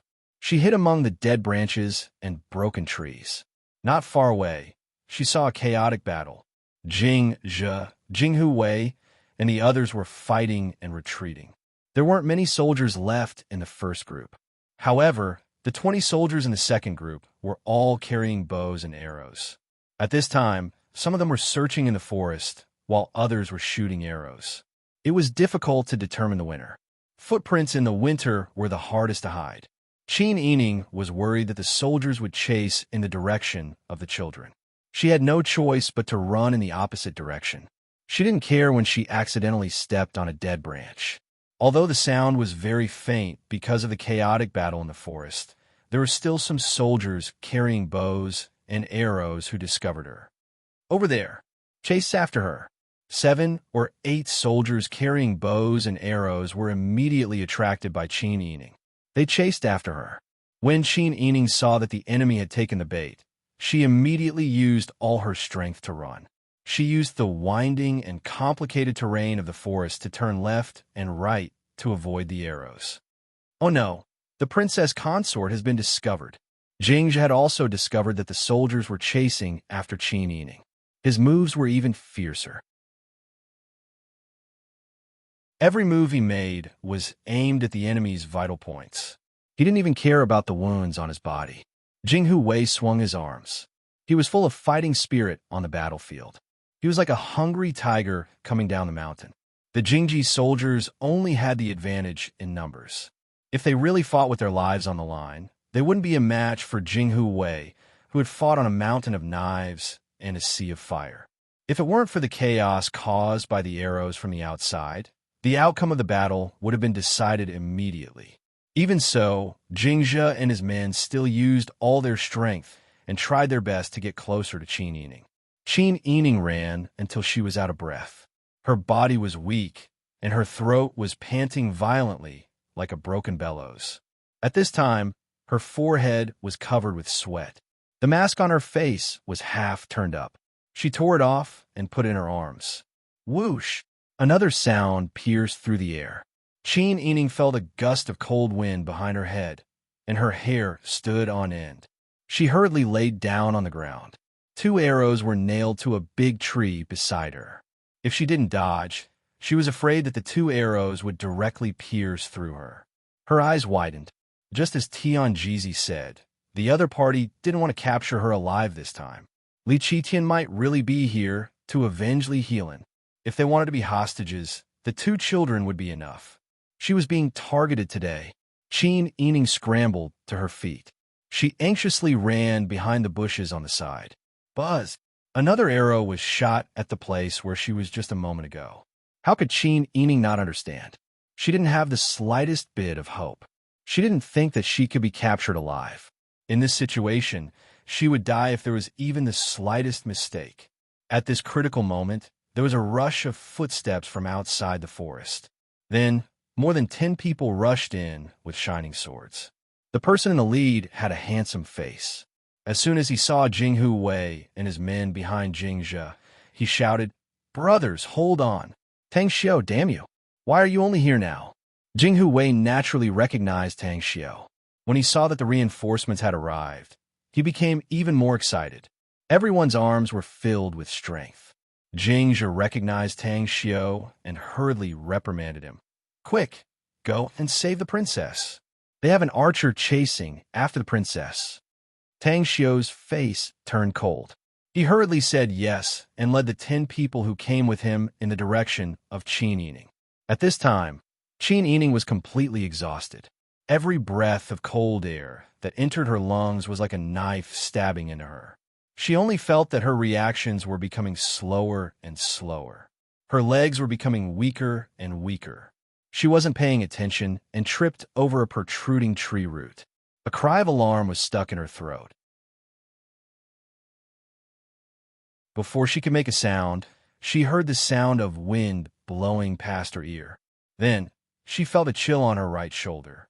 An intense pain and numbness suddenly attacked her. It was so painful that tears almost fell out of her eyes. She looked down and saw that her right shoulder had been pierced by an arrow. The sharp arrowhead was sticking out of her shoulder blade. Fresh blood quickly dyed her plain clothes red. I hit the target. Quick, it's over there. Qin Yining gritted her teeth and flipped herself up. She staggered forward. Scarlet blood dripped down her sleeves and the corners of her clothes. Her vision turned black again. Her legs stumbled and she fell down a steep slope. Princess! Tang Xiu led 10 people and gradually chased after her. Seeing that Qin Yining had been shot by an arrow and had fallen down a steep slope, his eyes immediately turned red. Quick! Jinghui didn't care about anything else and crazily rushed forward. The 7 or 8 people chasing after Qin Yining saw that there were more than 10 people brandishing their swords and looking like they were going all out. They didn't dare to continue fighting and could only anxiously shoot down a few more arrows. Qin Yining was in so much pain that half of her body was numb. Her face was buried in the snow, but she couldn't move at all. She then heard the sound of arrows piercing through the air.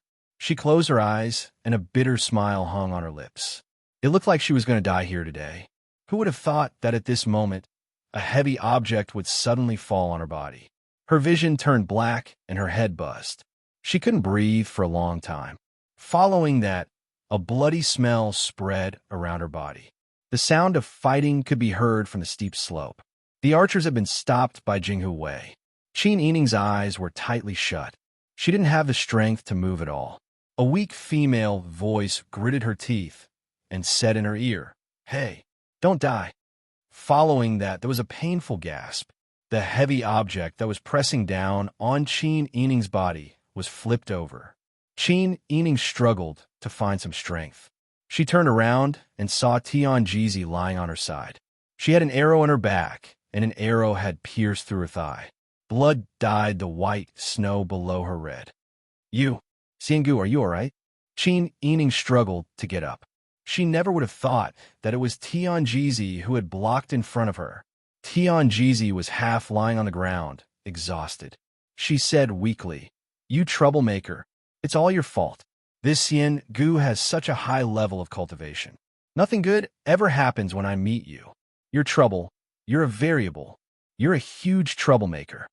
Qin Yining couldn't move his arm. He could only use his left hand to support her. "Are you all right? Don't scold me. Save your energy."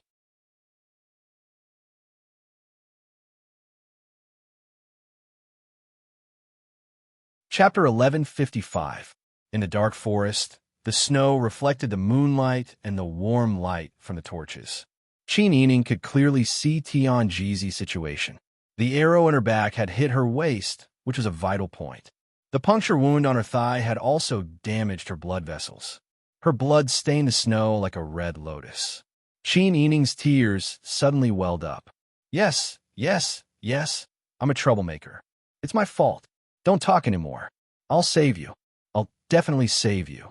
She struggled to stand up and shouted with all her might, "Bing Tang, Bing Tang." However, the forest was very big, and the situation in front of them was chaotic. The sound of weapons clashing and shouting was endless. Bing Tang was hidden in the southeast, so it was impossible for them to hear it for a while. Tianjizi rolled her eyes and scolded weakly. "What are you shouting for? Are you afraid that the pursuers won't be able to find you?" "But I have medicine in my arms." Tianjizi became even weaker after saying a few words. Qin Yining hurried forward and supported Tianjizi's side with difficulty. He rubbed her chest. First, he took out a loose, oiled paper bag. Inside it was a biscuit with bacon. Then, he pulled out a tightly wrapped oiled paper bag. It was obviously a drumstick.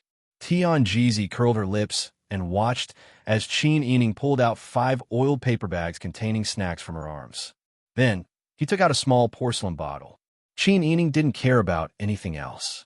He uncorked the bottle and poured the contents into Tianjizi's mouth. It's too bitter. This is your life-saving medicine. You have to take it even if it's bitter. The Tianjizi weakly swallowed the medicine and lay on the ground. She couldn't help but mutter, "Could it be that I'm destined to face this calamity? You're a variable and troublesome person. It's all your fault. If it weren't for you, I would still have a few more decades. A few more decades to eat and drink and live a carefree and happy life. It's all because of you. It's my fault. I've implicated you. Save your energy. I'll definitely get Bing Tang to save you." "Bah, I don't believe you. You must want me to kick my leg right now," the Tianjizi said through gritted teeth. Then his voice weakened. His head tilted and he fell into the snow. Qin Yining choked with sobs and did not dare to check Tianjizi's breathing.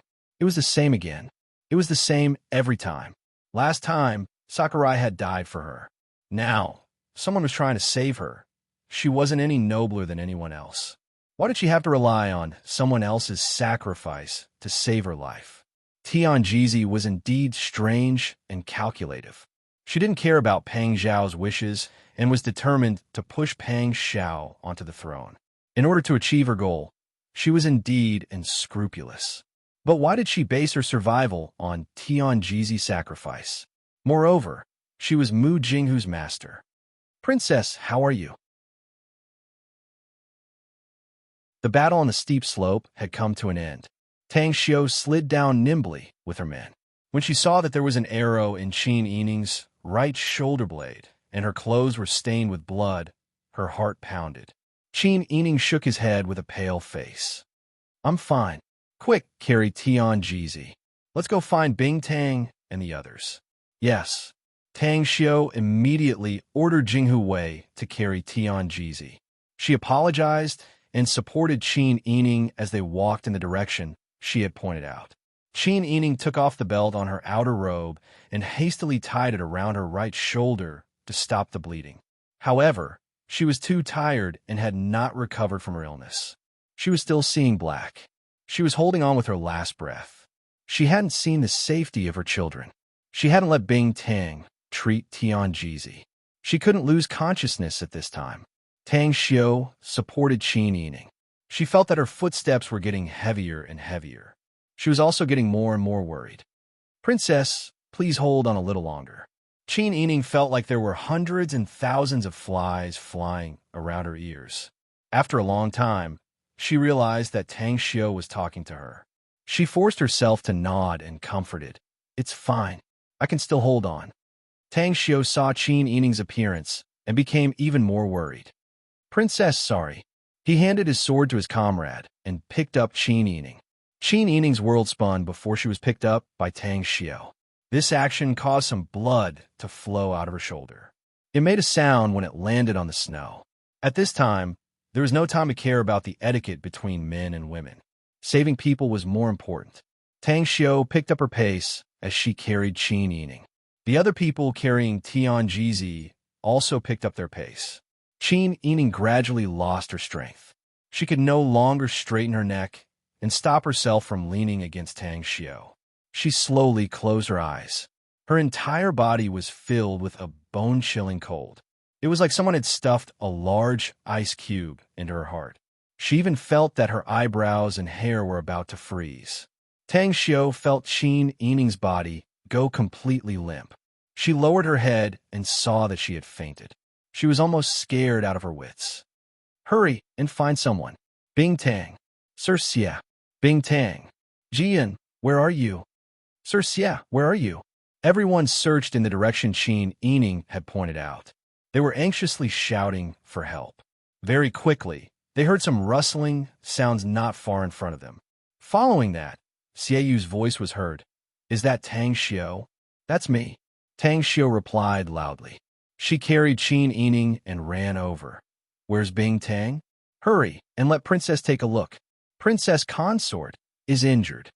When they heard that Qin Yining was injured, the people who were hiding in the tree hole jumped in fright and crawled out one after another.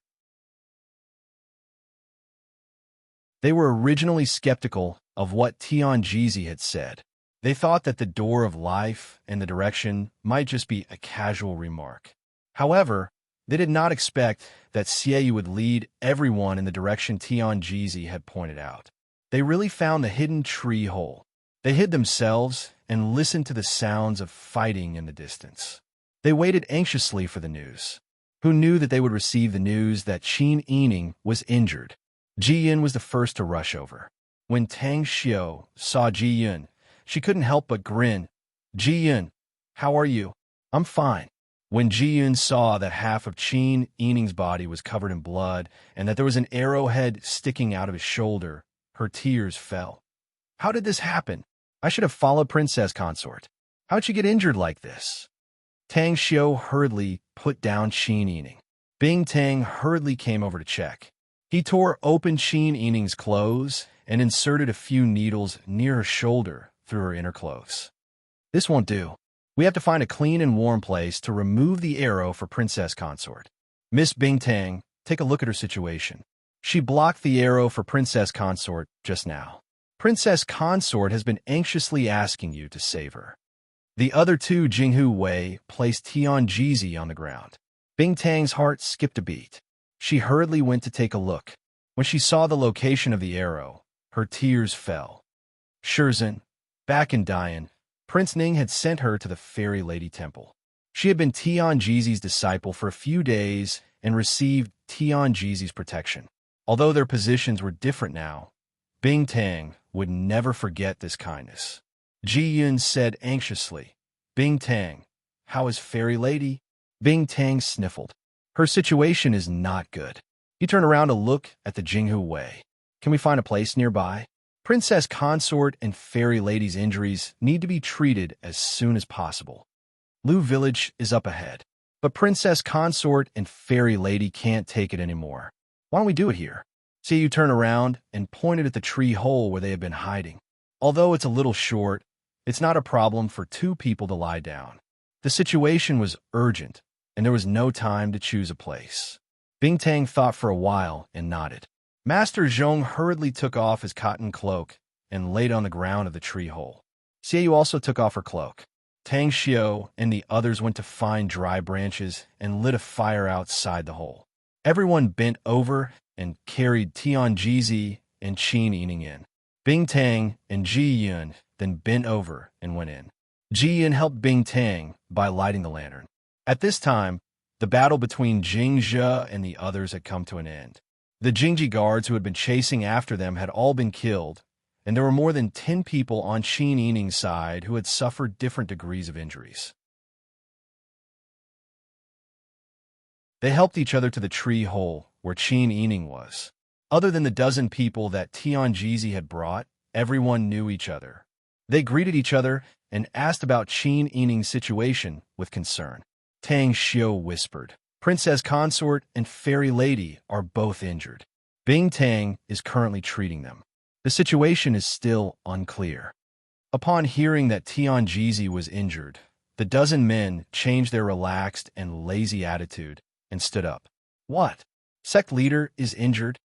It turned out that these people were from the Tianji sect. The man in the lead stood up and bowed to Tang Xiu, Xiaoyu, and the others. Fong Hailing greets you. Young hero Fong greets you. Xiaoyu returned the greeting. May I ask how is sect leader's situation? Xiaoyu sighed and said, Just now, I heard from Bing Tang that Fairy Lady had 2 arrow wounds, one of which was a vital point. Her situation is not optimistic. Fong Hailing and the man in black behind her were silent. They hung their heads as if they had been hit by frost. Xiaoyu, Master Zhong, and Liao Zhibing originally did not have a good impression of Tianjizi. However, this time, Tianjizi had fallen into such a situation because she had blocked an arrow for Princess Consort. Everyone was more or less concerned about her and felt guilty. The atmosphere was very oppressive. Tang Xiao and the others used a container to boil snow water and sent it into the tree hole for Bing Tang to use.